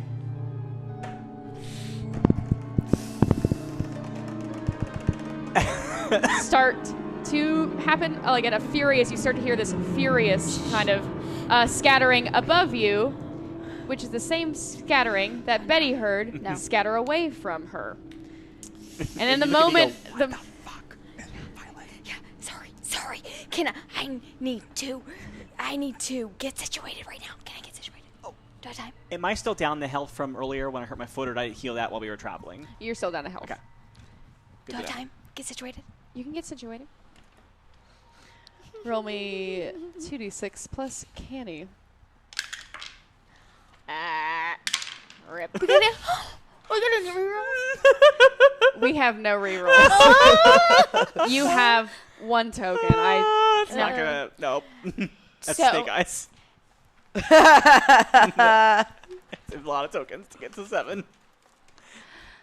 Violet, as you attempt to get situated, suddenly you hear crash, and you hear Betty's foot at this moment go through one of the boards of the attic stair, like kind of the attic hang down stairwell in your parents' room. In that moment, all bets are off. No more getting situated. Violet, you just fly open that door and you just start going upstairs. I just follow her too with my axe.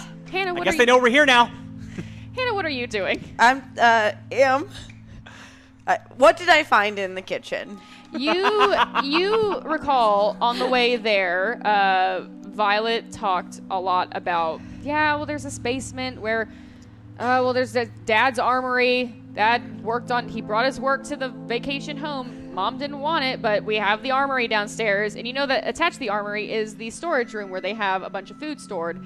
A lot of ale stored. There is one bottle of wine that's still in a gift basket from when the home was finished and the neighbors welcomed you. And your parents and your family just never touched that wine because who would? It's disgusting. So yeah, you found onions, you found the wine. As I'm looking for food. There are probably 2d6 plus canny. Oh, shit. That's bad.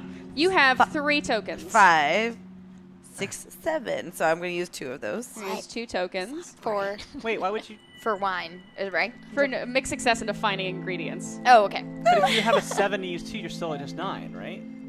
She had a 5. I'm moving it to 7. 5 to 7. Gotcha. Never mind. Hannah, as you look around I'm not this good at math. storage room, you are able to see some onions.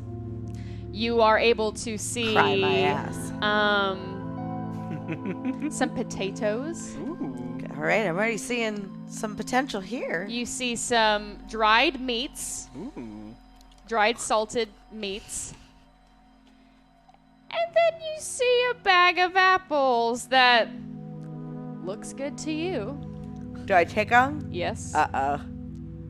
I guess, okay, so I bite the bag of apples, have the meat in this, it's not coming out, potatoes, onions. And you have like, and down there you also find like flour, cornstarch, baking powder. You find like the essentials as well, but these are like the food and items that you find. So, okay, I'd like to throw this all into a sack and then Yes. I was going to try and juggle it while walking up the stairs. Okay. You find all of the kind of the the cooking necessities, spices, oils, and whatnot. But those were the foods that you found as you begin to make your way upstairs. And once you're upstairs, you see that Dee is now back and she's starting a fire in the hearth.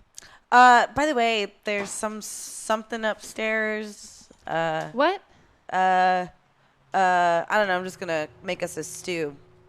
Yeah, you know what? I think for now I'm good. If there's three, You're not the only person here to eat, so I'm not just offering you solely stew. I'm just giving you an update about what's happening. No, I totally. Thank you. I'm just gonna. You know what? I think for now, call it silly. I think the best thing that we can do is gather information. I think look. What are you getting at? I'm just gonna sit here and read. Oh, great, cool. Yeah, that's what I'm getting at. So you're telling me what's what? I'm telling you what's what. That's us. That's us. That's our bond. Mm-hmm. And I go into the and Z. But sits I down. would avoid the attic. They yeah. Bye. Got it. We Those are potatoes. It's because I really needed to cry. we cut back to the I got you, upstairs. Violet, you have smashed through the attic door, while Betty, you're peeking out from the small attic kind of fall down Do you want to hear ladder. line? And in front of you, you see 3 giant spiders Oh. and a giant spider egg nest that has been created and kind of that now sits in the corner of your attic. What would you like to do? I yell over because I can hear them coming up, I guess, at this point. Yeah. Nope, I'm out of here, guys. I want to just like get back out and then close the thing and then like bar it with something like the spiders can't get down. Just leave the spiders alone. We're not doing this right now. Violet, should we just burn the whole roll house me down? 2d6 plus skill.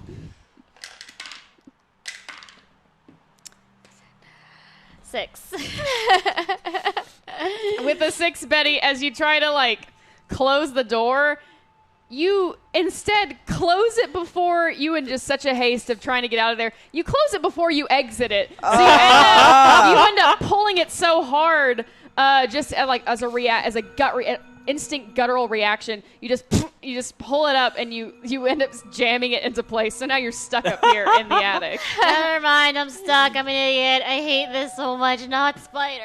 Good to have you with us, Betty. Let's do this. I remember that Barry liked to have a bunch of his trophies up here so he could look at them when we were hanging out, just so he could be so proud of himself. So I just want to grab one of his trophies. It's like coolest dwarf on it. Well, yeah, you see that one of his trophies. It's like these two. It's this little dwarf. You know it's this dwarven figure that has like real big muscles, and it says best junior dwarf champion, first place. Best at being a dwarf.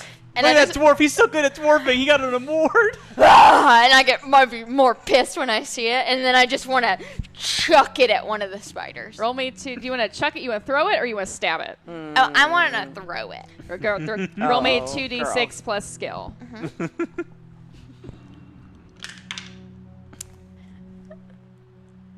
We do have one reroll. Thank you for the reroll. Thank you, reroll. Thank you, reroll. How many tokens do I have? You have 1. Okie dokie. Right now I have a 7, 8, 9, and then I'll use that one, and that's a 10. Wonderful. Violet, yes, you take this trophy and just your rage about your brother and his accomplishments fuels this throw even farther. We're like, just as earlier, like you're having a great throw day. You just pitch this junior champion dwarf trophy immediately, and it just finds itself lodged in 2 of the eyes of the spider as you start to see this green spider blood sink out as the spider, you start to see its legs kind of shudder as it crumples and collapses as its head continues to ooze this kind of green spider blood in your attic. 2 spiders remain and an egg nest remain. Braga, what would you like to do? Boom. Makes sense. Roll me 2d6 plus guts. Yeah, that seems about right. Ooh.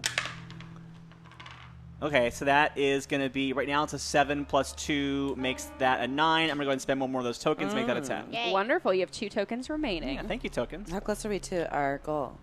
We are a little under 200 away from a Rat Queen's character and a comic giveaway. Ooh, get that comic, y'all.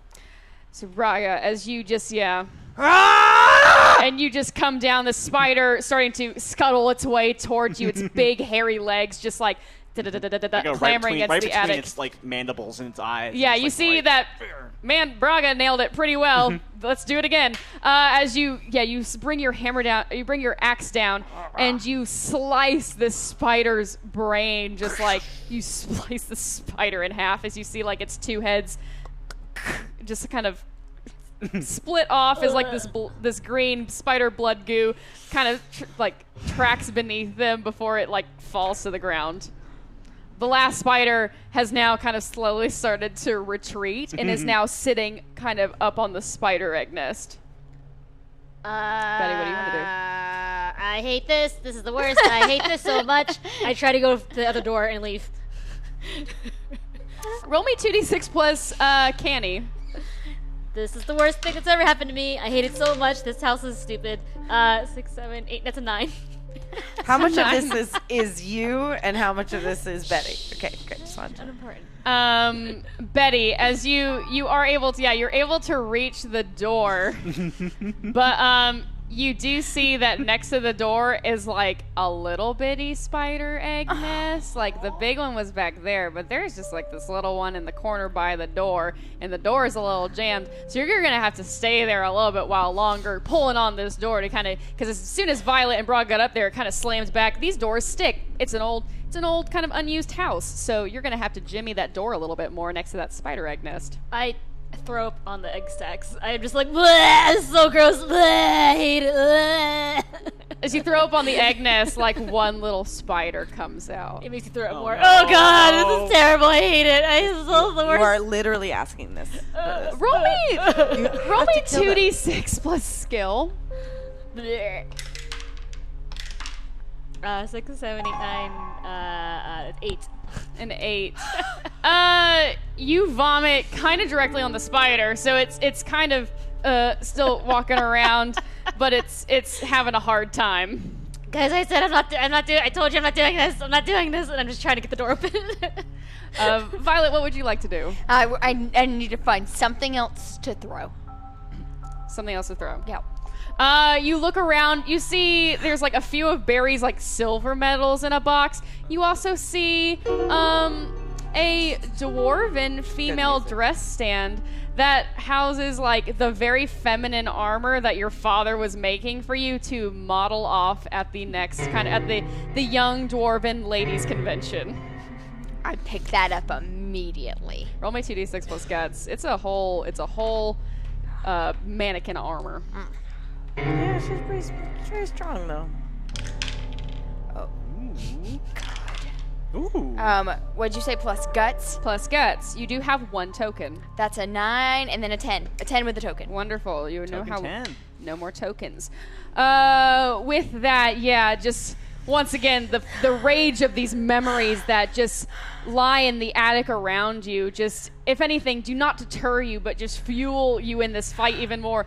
As you see, as both Betty and Braga, you see Violet just lift this armor-clad mannequin. This full, because this is like dwarven, this is like a dwarven skirt armor. So it's a full body piece, and it's a full skirt armor piece. As you see Violet just lift this armor and then chuck it directly at the spider in Smash it with the it. egg nest. Yeah. Great. You toss it, and you just see this as this mannequin in armor go kind of soaring through the air, kind of hitting the the iron chandelier that kind of sits at the top of the attic, causing it to swing a little bit. But it nails this spider in just a massive green splat as you see part of the egg nest begins to be dented as 3 little baby spiders emerge from the egg nest. Violet, remind me to talk to your family about pest control. You own a home, you gotta be respectful of it. Noted. Braga, what would you like to do? I think I'm actually gonna take 3 little baby the spiders. flat end of my axe and bring it down and try to squish the 3 baby spiders. Ooh, I like that. Roll me 2d6 plus skill, Oh, okay. because this is a whack-a-mole situation.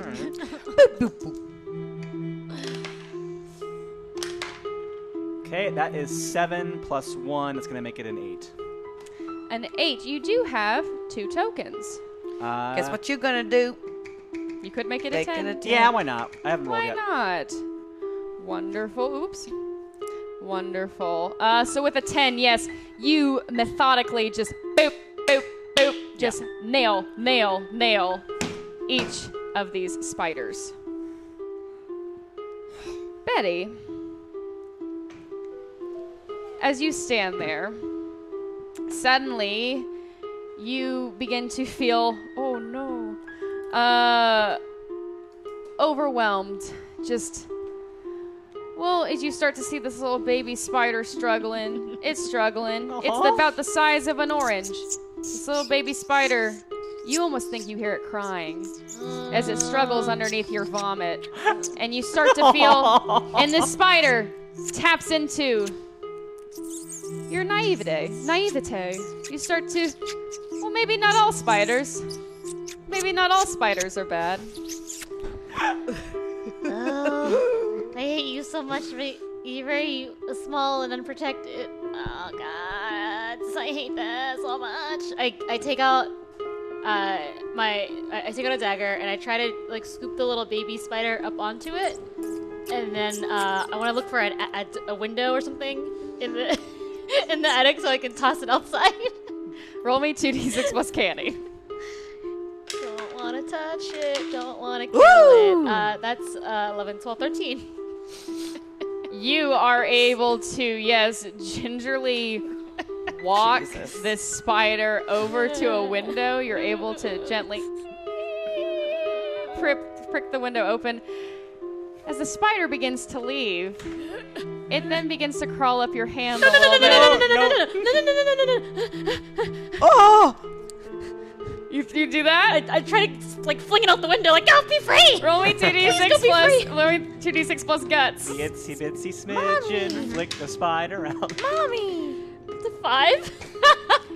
Suddenly, this once calm spider is now like, "Rah!" As this spider chomps down on, like, this little spider sinks its fangs into your arm before you're able to, with one final smack it away outside of the window. Is it going to get infected because it's also got her throw up all over it?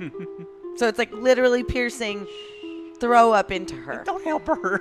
Betty, you are only now just poisoned. So now you take 1 point of damage, and you also take 1 point of poison damage, and that poison will linger until you cure it.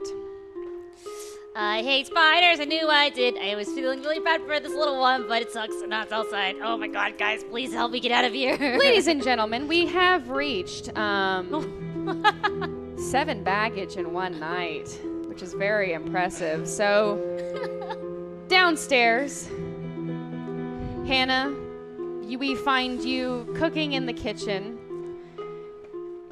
Suddenly, it's almost as if your demon is trying to contact you. As you feel these sputters, these kind of sputters of energy just kind of pulsing through you, you feel that you are not in control of yourself as you find one of your hands kind of putting down onto the counter, trying to brace yourself as this demon, perhaps not too happy that this deal appears to be permanent. Your demon expected you to be crawling back by now, knowing that your power lied with him alone. He's not super happy that his own daughter is forsaking him. As you start to feel this, Dee sits in the chair watching the fire from the stove and the fire from the hearth. Suddenly the fire starts to, with every wave of energy, Hannah, that you feel, The fire in the fireplace begins to grow, grow, as the fire seems to be attuned to Hannah's emotions. Hannah, are you seeing this? No. Something's going on with the fire. I'm sure it's fine. Wait, are you okay? Uh-huh. Hannah, you don't look good. What's going on? I have no idea, but I'm fine. 3 of you coming down the stairs? Mm-hmm. Wonderful. Yeah. Can I get you some water? Get away. Stop crowding me. I'm fine. What? I'm fine. Spider got someone. Oh gosh, we're gonna have to pay somebody to get in here and clean Oh my this. gosh, you guys! Entire Oh life. man, you smell a little bit. Is that what's on you? Spider? Yeah, a little bit of spider. A little bit Thanks, of spider. Dee. Thanks Sorry. for your help, Dee. Hey, I'm sorry. I was just you. We can all handle things.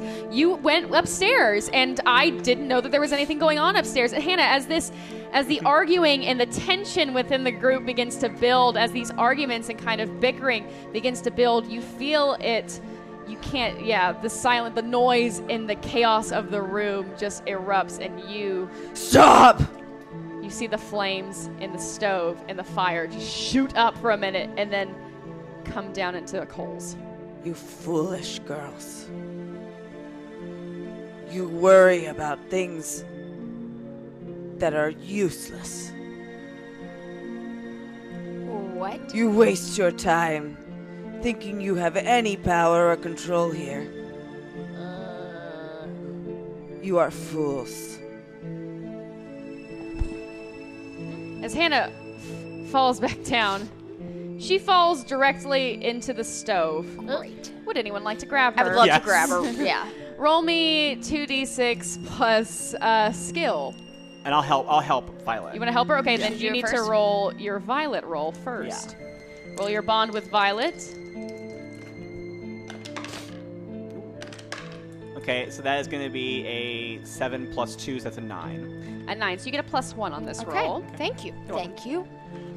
So it's a skill, and we do have 1 re-roll. Thank you, reroll. Plus skill. Mm-hmm. 9. Yep. And that's with your +1? That's with my, yep. So should I do another? Should I do a reroll? Yeah, we gotta save Hannah, right? No, leave it. Leave it. It's fine. With a 9, you are able to pull Hannah out. Wait. Was it, 8, 9, 10. 10. Sorry, math. I'm really sorry. I'll never do it again. I will never do that She's again. the honest one. I was so excited. I'm so sorry. I wasn't. With a 9, with a 10. With a 10, Violet, yes, in an instant, you see, fire danger. As you immediately just are able to, you grab Hannah by the back of her black hair, and you just kind of, with that in your strength, you just pull her out of that fire. My way of helping is putting the axe in between so the fire doesn't shoot up into her Yeah. face. Ooh. I will say, that helps, and that helps. Yeah, and burns off the spider guts. And it keeps Hannah from not being burned, and it keeps Violet from not being singed from pulling her out as well. Okay, what Milford Balkan was that? Hannah. What do you think, Dee? Look, I don't. If I were to guess, I don't think it's whatever. I don't think it's this Arius. I don't think it's this old god thing. It seemed whenever something talks to it, according to my books, it seems to be much more of a higher cost. We saw what happened to Sarah Lee. I'm guessing that this. What she told us that she. She told us that she pushed away her demon, her father, right? Yeah. Sounds like he pushed back. Look, demons are real. We know this. I just Maybe we could try talking to it. Is that a thing people do with demons? I don't know. I feel like Good people. Regoth, we could handle. I'm just Hannah. All of us feeling this weird energy, this chaos, this tension. That's whatever this thing is causing. Look, whatever this is, I don't want it to hurt or affect us.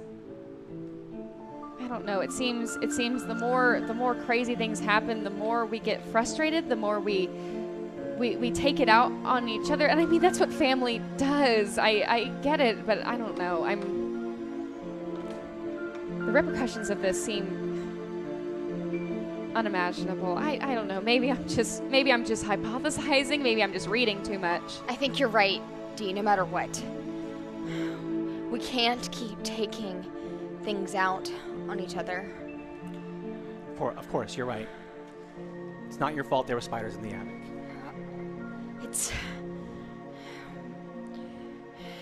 None of this is any of our faults. And we're gonna get enough blame from everyone else, right? What do we do for Hannah right now? What can we do for Hannah right now? Let's lay her down. Let's get her comfortable. So when she wakes up, she sees that she's around with people who love her and care about her. Do you know, my brother Barry has the best sheets out of everybody in the whole house. We should probably just lay her down in his room. Just make ourselves at home, really. I mean, we are at your home. Exactly. Okay. Hannah, can you hear me? Hannah? I could just throw her in her bed. As you all take Hannah upstairs, you place her on Barry's bed. Violet, you stay up there making sure the sheets get organized when suddenly you hear at the door. Oh, God. Maybe they're Bogganites and they're just trying to, like, convert us? I'll go get it. You guys stay up here with Hannah. I don't know what's worse, a demon or door-to-door salesman. Ugh. I run downstairs. I want to check through a window first before I open the door. Wait, shouldn't Violet answer the door since it is her house? I'm already downstairs. Do I hear it too? You hear it too. Do you want to answer it? Yeah, I think I'm going to go down. Okay, Yeah. we'll go down together. Okay. I check But the window. can I you check check the it window. I'll first? be getting Hannah set. I'll let her do that. All right. Can Betty tell me who's there? Yes. Roll me 2d6 plus canning. 4, 5, 6, 7, 8. 8. You look outside. It's a very small figure. You can't tell if it's friend or foe, but you just see a small figure, what appears to be a smidgen, outside the door. Ooh. Do you know any smidgens It is a around Bogganite. here? You're the only smidgen I care to... I like them all. I like them all. I just meant you're my favorite. You know what? It's this is not bringing out the best of me. You're my favorite smidgen. Uh-huh. Okay, I'm answering the door right now. Hi. Violet, is that you? Oh. Look at you. You are so much older. It's your mother and your father and your brother here, and comes barreling, bounding into your door is a very elderly smidgen woman named Cora Net. She has like silvery black hair, and it's kind of like poking out of this bun, and she just kind of just makes her way into your home and then starts to look around. Oh, she looks at you. Oh, your house got infested too. If only you had come to say hello before you had made yourself at home. It was the giant spiders. Oh, this year, they're very bad. Here, as she makes her way into your kitchen, she starts just opening up your cabinets and pulling out, like, vinegar, as if she knows, like, looking for, like, baking soda, looking for everything. Now, here's what you're going to do. You are going to mix the vinegar. You're also going to mix some bellum berries together. Bellum berry, okay. They hate it. You're going to soak it. You're going to make a paste, and you're just going to line the top of the attic. I mean, I could go do it. Look, that's how you take care of spiders. I see that you killed them. Oh, you should have come and talked to me. I know these things. I wasn't thinking. You're right, I should have. You obviously, gosh, you always knew the right answer to handle all of these summer homes. Of course I did. Where is your mother and your father? I feel like it's been ages. I'm so surprised to have seen you first before them. I feel like it's been, what, 10 years since they've come out to the house. 10 years since they've come out to the house. Well, I remember the last time was when all 4 of you were together. I mean, I'm very surprised to see you without them. Are you just... Oh, Are you getting married? Oh, is this a bachelorette party weekend? Oh, are these all your friends? Oh, Violet, who is the lucky dwarf? Oh, I must know. I must meet him. Where is your beard? That's weird. Tell me everything. I feel like I must catch up. Violet. Should we kill her? Violet, should I would love to tell you everything, but right now, Cora, we don't totally have time for me to give you the play-by-play. Thank you very much for the cleanup spider recipe. Greatly appreciated. And I can, see, your shelves. There is such a better way to organize shelves. You know, see, what works best for me and what I believe works best for everybody is color and size. Color and size. Color and size. So you just you just organize by color and then you organize by size. Oh, Violet, she's really scary. She's scarier than the spiders. Let me just do this for you. As you start to see Cora just start reorganizing and re-shelving your shelves. Okay, look, my you know how particular my family is. I think that you can thank you. But you know what? There is someone getting married in this house. But it's not me. Oh, The bride's sleeping, and you know how important beauty sleep is. Oh, I'm so sorry. Oh, Violet, I'm so sorry. I thought that's horrible for me to assume. I thought you'd be married by now. So that's so wonderful. Oh, that's so sweet of you. But please tell your parents to come out to the home more often. I haven't heard from them. How are they doing? Great. You know what? They couldn't be better. Actually. Oh, and how's that? Oh, that strapping young boy of a brother you have. How is he? Well, the last time I saw him, I was bailing him out because he got himself in some major trouble. Because you know what? Barry's not so perfect, Cora. Roll me 2d6 plus. This is a get sassy check. Oh my Roll God. me 2d6 plus guts. Violet, remember when we said we didn't have any time? Oh no. Plus guts are 6. We don't have any rerolls. There is one reroll. Does she have a token? She does not have a token. You can take that You reroll. should do it. Yeah, well. You made a mistake by opening up to her. All right. All right, that is 12. Yeah. The 12. That was worth it.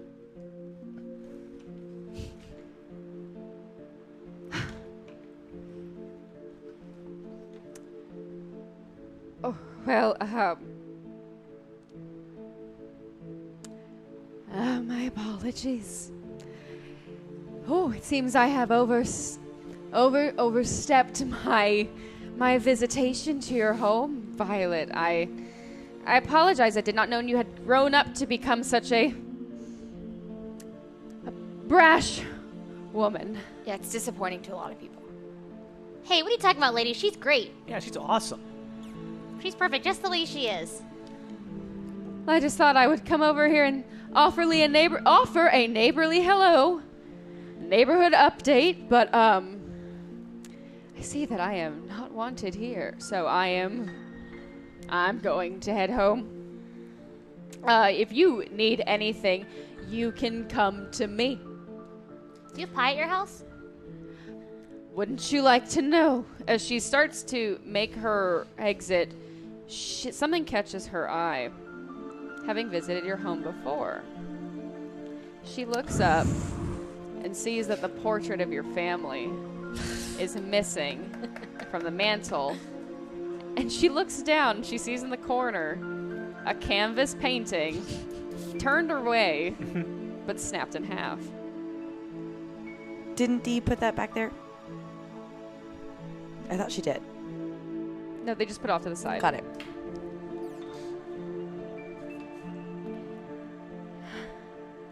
Hey, don't look at her like that, lady. We just got super drunk, okay? We're busy over here celebrating. Yeah, wedding we stuff. killed a bunch of spiders. It's been a busy day. Yeah. We didn't need any vinegar. We just used this vinegar. Sorry to hurt your feelings. Goodbye. As you see her leave the home. I call after her. I'm gonna come by later and check to see if you have any pie, because you weren't really clear if you had any or if you didn't. And then you also did say that we could ask you if we needed anything, but then you didn't answer. So I'm gonna bye. Oh gosh, what is wrong with me? No, Violet, that was amazing. Yeah, she was weird. You were just down on yourself for having to feel like you had to be perfect all the time. You were just imperfect, and it was glorious. I love you guys. We love you too. You're our sister. Now, we should probably go see if Hannah is okay. Huh? Oh yeah. All right. The bride-to-be has to be awake for her wedding, right? I'll start finishing up this dinner while you guys check on her. Okay. She might be happy to wake up with some food. Okay. We go back upstairs together. The three of you sit, tending to Hannah. Braga, you're continuing to make dinner. Dee, just kind of doing what she does best, reading furiously, trying to garner any more information about the Chaosium, about Arius, any kind of word or idea as to what your next step is. There comes another knock to the door.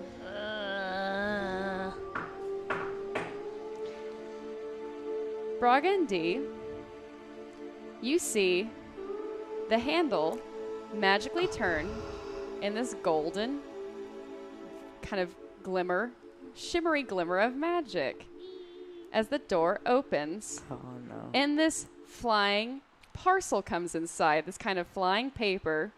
And you see on the paper, in kind of this gold animated drawing, you see a very familiar face. It is just a golden outline of them, but there is one distinguishing feature on this face that you recognize. A pair of large spectacles that cause the wearer's eyes to look a little bit bigger than they appear. The face on the parchment smiles. I believe this is where the rat queens are, as the parchment begins to talk. Braga, would you like to interact with the parchment? Sure. It floats over your way. Braga, yes! Oh, the rat queen's orc, the one who forsake her clan, yes! Come now, you don't recognize a friend? You don't recognize old Baronin de Bolbeck? Come on! As the parchment turns and sees Dee as well. Dee, as it floats over. So good to see you both. Where is everyone? Where is everyone? Can I hear it from upstairs? You can hear this commotion. Violet, would you like to come downstairs as well? Yeah. Hannah, you're still Yeah, I'm passed out. incapacitated. I think I might actually yell, like, Violet, there's a box, but it's a Bolbeck. Oh, I remember this guy. I come downstairs. Hey, what's up? Why are you piece of paper now? You see, like, in the sketch of his portrait, that's kind of like just like this outline golden animated sketch of his portrait that's still levitating in front of you. You see, like, two sketched hands appear as his head rests on them. Well, first of all, I wanted to thank you all. Because of what you did, my life was spared at the Palisade Summer Solstice Festival. I've heard on the wind that you might be considered fugitives, that you are wanted in an investigation, and well, you're the Rat Queens. Why, you couldn't do any wrong. You saved me. We had the bard off. Memories. Fun. Why are you like the only person who likes us? This is weird. I like you because I see something special in you all. I see something wonderful, and in fact, I too do not want this world to fall into darkness or whatever Narigoth is happening. Oh, if he's even involved. As the parchment laughs to himself. So, come with a little scoop. You see, I told you that, my resort, the Matagu, in Cascasaria, you know, the resort desert plains. Yeah, the place you wouldn't let us go for free because you said it costs money, and we were like, okay, that's cool. Thanks for telling us about it. Yeah. Go. Well, funny That's right, you're thing the rich about guy. that, I have a proposition to make. You girls deserve a rest. I want to thank you all for saving my life and saving the lives of others. Oh. You see the face on the portrait. Baronin loses his smile for a second. And I have some reason to believe that one of those artifacts that was used, a chaosium or whatever it is, one of those mythical artifacts that were from stories that are apparently real and wreaking havoc on the world.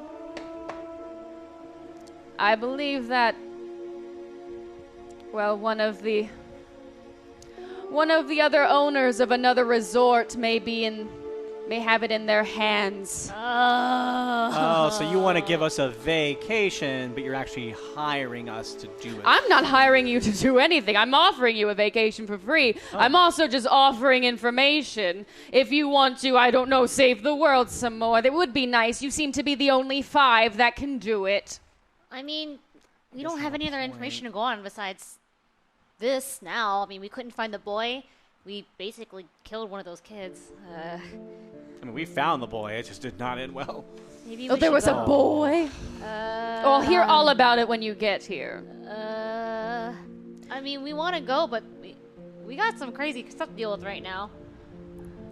Well, what's better? Like, you seem to be already staying here. Why not stay at a place of luxury? I can offer you one of the suites at one of my resorts. You have your own pool in your own room. I can offer you food and beverages. It'll be... Do you have pie? Braga, sweetheart, do we have pie? We have every single kind of pie you can imagine. We've got dancing, we've got games, we've got... Look, it's a resort town. I can offer you that. Well, speaking of pie, Cora is going to tell every single person that lives around here that we're here now, that I've ripped up my family's portrait, and that we're ruining the house. So, quite frankly, we can't stay here. She makes a good point. And pie, so we should go, huh? Huh? Pie? Good. Hannah, what do you want to do? I'm not here. Hannah's still asleep upstairs. D. I'm just asking out loud. Like, Hannah, God, I wish you were here. Hannah would want to go. I mean, as soon as she D- wakes up. Do you What do need you more think? time to read, or can you do it on the road? What do you think? I can do it on the road, and look, for what I've read about these things that, well, like the chaosium, the more, if we can find these and get rid of them, I think the better off we are. I know that sentence is bothering no, you. No, you're right. Why are we even debating this? That's out there. We should destroy it. That's what we're doing with the rat queens. Why are we even debating Yeah, it? exactly. Thank Right. you, Braga. Thank you, Braga. It's the one thing we have left, and who knows, maybe I have this call it a theory, just from looking at these sketches in this book, it looks like one of those twins. It looks like when their skulls looked like they were burned. It looks like they were becoming these things. It's maybe it's the theory that somehow the old magic corrupted them or was using them and trying to turn their bodies into another chaosium, another vessel. If there are more of these that can be made, I don't know. I'm just hypothesizing here, but the more we take out, I'm sure the more we'll learn. And Baronin, I don't even want to know what someone could even think about doing with one of these things again. We saw what it did at Palisades. If maybe we stop more, maybe we can finally go home. And when she finishes that sentence, no one has noticed, but I've come downstairs and I stick my dagger into the top of the parchment paper and push him against the wall. Whoa, whoa, whoa! Ouch! All I want to know, Yes? do you have a sauna? Only the realm's best sauna, with seaweed wraps, mud baths, quartz rooms, heated jade floors, baths with all types of herbs you can imagine. Just send a magical transport and we'll be there. So funny you should say that. Don't know if... And you see his finger in the parchment snap, and in an instant, Hannah and Violet, you're gone. What about me? I want to go. I was on board. Oh, darn it. You see him snapping his fingers. Okay, so... funny thing about that, only... Oh, shoot. I can only... Forgot. My oopsie poopsie. My badsy. I can only magically teleport 2 people to my resort. So it looks like your 2 friends. I should be expecting them anytime now. They might... It's like a... Ooh, it's a really fun ride. I really wish you could have gone on it. But don't worry. I do have my escort here, the one who brought the parchment. You're going to love her. She's great. She's my favorite. She's right outside your door. So, I'm going to go meet your friends because I don't want them wandering around. Get them situated, give them the room, and, I will see you at the Matagoo. And you see the gold figure, the gold visage of Baronin disappear into this magical gold dust. The parchment furl up, float back, and you see a hand reach out and grab it. And that's where we're going to end tonight's episode. Yes. Unfortunately, next weekend, our Hannah and Violet will not be with us. Because we'll be stuck in the magical realm. You'll be on your way to the resort. And in fact, we do have a special guest joining us in their place to be Baronin's personal assistant and guide. Her name is Satine Phoenix. And she will be playing with us next week. Yay. So very excited to have her at the Rat Queen's table. But before we do anything, we have just kind of concluded the first chapter of this new Rat Queen's RPG saga. And anytime a chapter is concluded, it is time to level up. Woo! So let's quickly, before we say goodbye and we thank everyone for the night, let's quickly go around and level up. We will make sure to level up Eliza, next week when she is back here with us. So let's go through and level up. So because the Rat Queen's system is a system that is a blend of Dungeon World, Apocalypse, and kind of the realm of the Apocalypse. I have modified the XP system to be as follows. Every character will get to add 1 point to any skill they desire. Ooh. Wow. Any stat, you get to level up 1 point.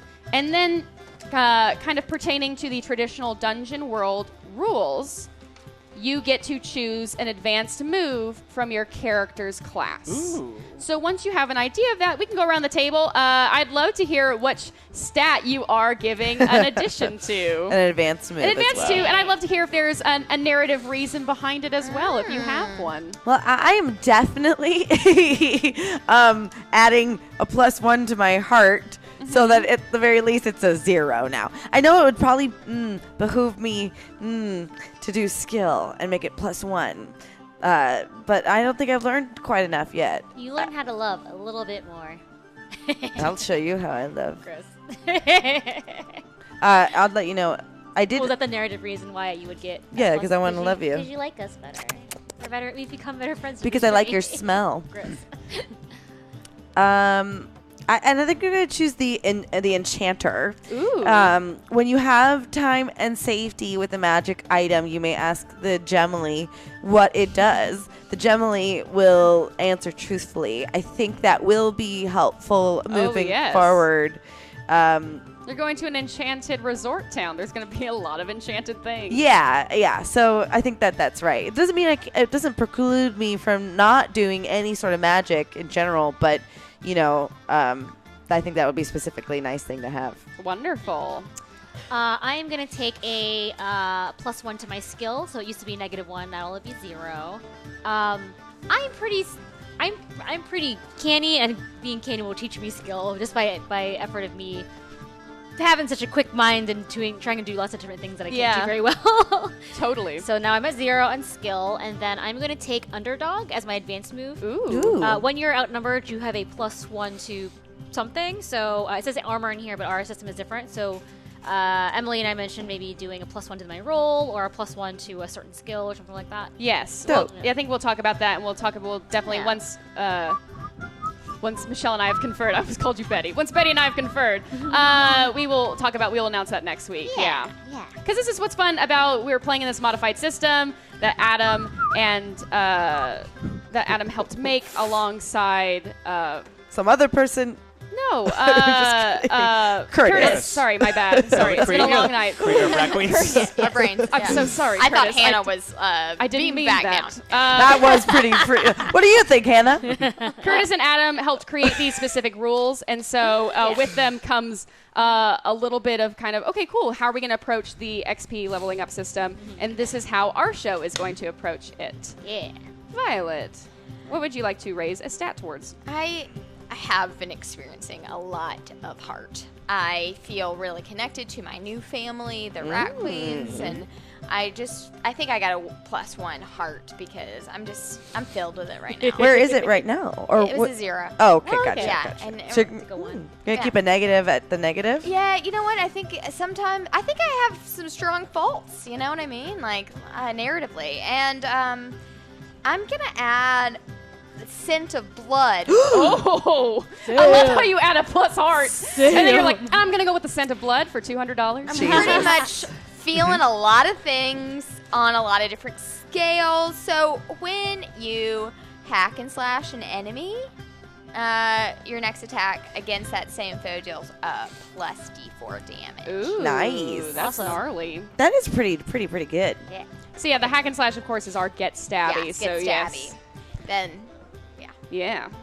So I was going to add +1 heart because I feel like Braga definitely had a lot of like growing with like Yeah. stuff there. But I think, especially because you all did +1 heart too, I feel like I don't want us all to be like just Oh. so Why do we all hardy. do that? No, I fine. think instead I'm going to take an extra strength or guts. So now my guts are +3. Whoa. 'Cause I did a lot of fighting in that, Ooh. so I feel like I got stronger. And I feel like because Braga is so much about like protecting and like defending, so I think that like for this time around, I think that she just got herself a little bit like beefier and tougher and Yeah. like more ready I like to that. protect. And then so we actually kind of custom made a character here because we started with the barbarian for Braga, but there's a lot of barbarian things in Dungeon World that just didn't feel like they connected with Braga that great. So Bless I you. talked with Emily about letting me do some fighter things mixed in my barbarian stuff when it made sense. And so the one that I think, especially after tonight with the whole going crazy and attacking the tent thing, I'm taking Seeing Red, which is a fighter skill, which means that when I discern realities, which in our game is get situated during combat, I take +1, which is good because right now I'm taking a -1 for my canny. So I'm not really getting an advantage now. I'm just erasing my disadvantage. On that Yeah, roll. Nice. in combat. I love Yeah. that. And only in combat, which where Braga's at home. That's really good. I like that. And it's similar to we had to kind of custom create these sheets for these very specific characters because they already had a very specific set of skills that we kind of found throughout classes. And similarly, I'm really excited to talk to Eliza about Dee's kind of progression. I'm really curious to see what skills she levels up there. And if you follow the comics, you know that Dee not only is a cleric, but she kind of gets into being a ranger. So I presented Eliza with the option that she can either choose a ranger advanced skill or she can choose a cleric advanced skill to kind of play into that duality that is D in the comics as well, because these characters are so rich. These characters are so much fun. It is an absolute joy bringing them to life here at this table. Yay. Speaking of which, thank you all so much. You helped make tonight such an incredibly fun episode. I'm so thankful you got us to that 500 tension because I totally wanted to bring in those guards. I wanted to bring in Sawyer. I wanted to bring the chaos The timing. in on the Rat Yeah. Queens. The timing's always Perfect really timing. amazing. I think what's awesome is that the chat seems to be really in line with where we're going narratively. Like, I wanted to do locks, and we just happened to have the They combos. always want me to like the thing that I hate. Yeah, they gave you a lot of lux towards spiders. Yeah. It's pretty cool. I'm always amazed to find out what came from the chat because Emily is so good at working the chat, Yes. created things into our narrative that like I Right. never would have thought that the stuff happening in the tent happened because of the chat. So it's amazing that like you guys are so in sync with what you Yeah. do. It's really with it, cool. Well, so. to me, that's why I love RPGs. I love being a storyteller because it's not just me telling a story to you all. We're all part of a story here, and you all all are all part of our story as well in all the different ways you contribute. So please take ownership in that this Rat Queens RPG is your story as well, and you are here with us. So speaking of which, let's go ahead and thank some of the wonderful people who tipped to our show tonight. Thank you so much. We did reach $9.75. We are 25 away from that. They could do it right now. No, they could. If someone donated $25 right now, there would still be a comic book giveaway. If someone did it right now, And there would we be a could- comic book giveaway, and I would say You could bring a character I will at the start top. the character. I will start the next episode Sure. if someone does it right now. If you feel so inclined, I totally understand. If It's you an option. It's just saying By it's. the time we like get it. done thanking everybody Yeah, else, let's- Yeah. You never know. we don't like. Let's yeah, see, let's but you guys see. are awesome. Thank you. So Regardless. let's start this wonderful love thank you train. A chuggin'. Oh, chugging. Thank you, Wilder1251. Wilder 1251. Screaming. Rage Cage. Yeah. Rage Cage. Wilder1251. Wilder 2151. Game of Joe B. Game of Joe B. Metsu's Phantom. Metsu's Phantom. Dashing CN. Dashing CN. Stump. Stump. Dan Bowski 11. Dombrowski 11. Foolish 88. Foolish 88. Dreadlord Herc. Oh. Dreadlord Herc. Oh my gosh. Yep. Okay. We'll get to it at the top. Yay! Thank you. Yay! Let me just find. Yep. Stump again. Stump again. Giant Replacement Baby. Giant Replacement Baby. Derman Rain. Derman Reigns. J Pistol. J Pistol.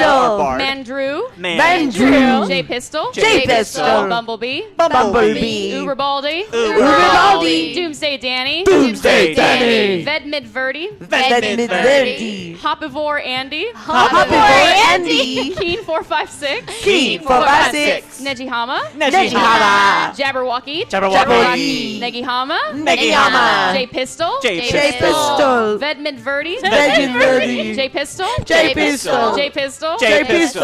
Vedmid Verdi. Vedmid Verdi. Betty's Spider Baby. Betty's Spider Baby. Stump. Stump. And topping us off at $25, so we will do that signed Rat Queens comic Get hyped giveaway. in that. And we will have a Rat Queens character joining the party at the beginning of the next episode. Thank you, Barking Darrow Art. Oh, Barking Darrow. Thank you so much for that. And thank you to everyone who has tweeted about the show. Thank you to everyone who has drawn amazing fan art for the show. Thank you for everyone who is like putting out the show and saying, hey, come check this out. Yeah. It's really, really So nice of you amazing guys. and fun. To that credit, like the last few weeks in a row, we've been reading off the names at the end. We're hearing a lot of names we've never heard before. And people who have, so thank you. Yeah. I That love happens that. because y'all are sharing the show. So we Yeah. thank you so much for making that happen. Like this is, like I said, this is your story along with ours. I don't want to take credit, but I I do think that my super specific recaps on my Instagram are really pulling them in, you guys. So Yeah. it's not all me, but I gotta, you know, At least 80% Jessica all the time. It's tough love, really. I gotta give it's myself everyone's show, but mostly Jess's. Yeah, I mean it is what it is, you know, and that's really just gonna miss reality. you next Yeah. week. I'm sure. Thank you all so much. We're all going to have rerolls next week we can actually use because you're not going to be here. I'll be watching you. What if Let's go ahead and say where everyone can find you if we have any new viewers with us tonight. Let's go around the table. Yes, my name is Jessica Lynn Verdi. As you heard, I do the Jessica's super specific recaps every Wednesday. Believe me, it's work. So I do it for you. And that's at Jessica Lynn Verdi with an I or Jessica Verdi on Twitter. And I'm doing awesome things with Ripley. Right now, we're in a little bit of a money push, even though you guys are giving us money here. If you want to donate $5, $10, $1, we'll take it. And then we're going to have a film, we're going to TV series to show you guys. I'll let Laurie Jones tell you more, but here is this person. I don't have a name. It's fine. You're going to say your own name. Ding dong. My name is Michelle Wynn Bradley. Hello, everyone on the internet. I love You you. can find me on everything social at I am Chubby Bunny. That's Twitter, Instagram, Twitch, all that good stuff. I love working here. I love being on these shows. I got to be on another RPG last week on Troll Hunters. That was super fun. You guys are just so great. Like, thank you, Thumpers. #blessed. This weekend, Saturday of WonderCon, I will be doing a panel at 5 o'clock. It's on my. It's pinned at the top of my Twitter if you find it there. It's about fandom, becoming a professional in the fandom space. So check it out if you are in the area. I'm going to be doing a panel with lots of fun people that you know, and actually Satine will be there as well too, so she'll be here. Cool. Next week. That is so cool. And I definitely want to second what Michelle said. This is so cool. I'm very honored to be here and interacting with all of you cool people. Like Jess said, Ripley Improv. .com. Find us on, just go to the website and then you can learn more about the project. Also, Jess and I will be in Asheville, North Carolina next weekend doing a play with the Wishbone Theater. You can go to wishbonetheater.org and buy some tickets. We're going to go to Asheville. We're so excited. It's my first opportunity to travel for acting. So it's congratulations. Yeah, I'm That's pretty awesome. excited. It's pretty cool. Laurie Michelle J on Twitter. And It was a bug, sorry. We Laurie like Michelle bugs Jones on here. Insta. We don't kill spiders on spot on. We No. like Oh, I'm sorry. I thought you saw more because I interrupted you. I thought you had more to You say. have to say No, this I- person over This here, person, and then they'll this go. one. This Yeah. beautiful Here. human being right here is Don't going hate to talk. me. I'll do my Jessica Okay, impression. So my name is Riley Silverman, and you can find me on Twitter at Riley J Silverman, and you can find me on Instagram at Riley Silverman. And on Monday nights, I am on the D&D Twitch channel on a show called Ravnica: The Broken Pact. It's the official D&D and Magic the Gathering crossover show, set in the plane of Ravnica. I can't do this. In the plane of Ravnica. It was But working for obviously, ya. Monday nights is Kolak here on Hyper RPG. So if you cannot watch it live, you can always watch us on demand or on YouTube as well. So check that out. But it's a fun show, and I'm really proud of that show as well. So thank you so much. And I am your GM, Emily Rose Jacobson. You can find me at frankly_Emily on Twitter and frankly_Emily with additional underscore on Instagram. And I will be at WonderCon on Saturday too. I'll just be walking around, and I'll also be attending the Hyper RPG Thumper meetup. So for all of you who are attending, I look forward to seeing you there. I love Anaheim. WonderCon is super duper fun. Used to live in Anaheim. So excited to be back and to say hi to you all. Let's talk about the show. Don't forget to join us in the Discord. I've posted the entire poem, the ominous foretelling yes. prophetic poem from last week. That whole there is all there with all the spellings, and I've also even put a little link to a hematite, the crystal that is in the skull. We'll be talking, I really want to hear your theories. There's a lot going on with this story. I'm so curious to see if you have an inkling of what you think is going on. Please, I'd love to know. And we need to see fan art of Hannah in that weird straw man It costume. already happened. Yeah. Nice, Barking nice. Darrow. Wow. I shouldn't have looked at my phone, but I did. And it's there. Nice. Great, So I'm thank excited. you. But I still need more. I'll take more. So get excited. I don't know if we've given away the comic yet, but if we have not, get excited. Get active in that chat. Thank you all so much for supporting us again. Love you all so much. I cannot wait to see you back here next Wednesday, 7 p.m., live on Hyper RPG with our special guest, Satine Phoenix. Get pumped. Get pumped! You know what? If you want to get Somebody humped, clip that, do it. please. Consent. No, I meant to say get hyped and get pumped. Whatever you want to But do get before humped, next week. Get humped, but only do whatever with you want. a It's complete Wednesday. affirmative It's consent. Wednesday. It's hump This day. show, Hump day. this show is PG. Yeah. Goodbye, sure everybody. Good night. Get hyped, get pumped, and we'll see you back next Wednesday at 7 p.m. And until then, keep adventuring, my queens. Oh, get humped.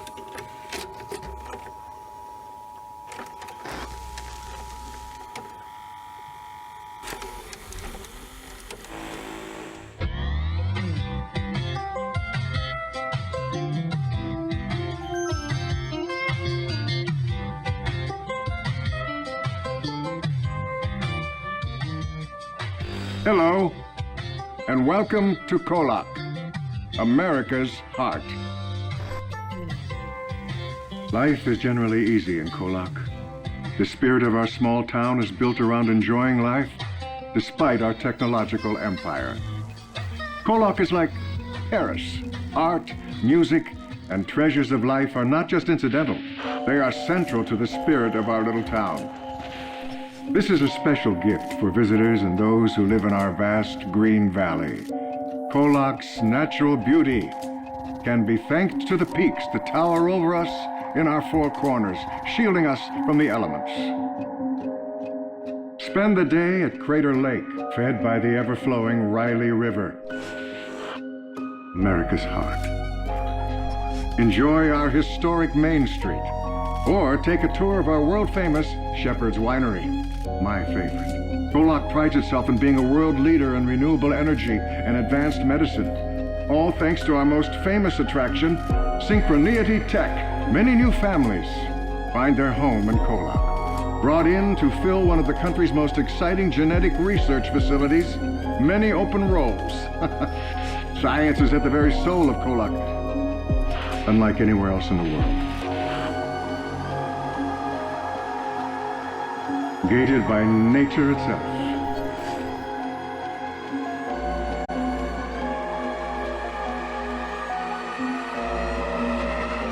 You found yourself back at the start.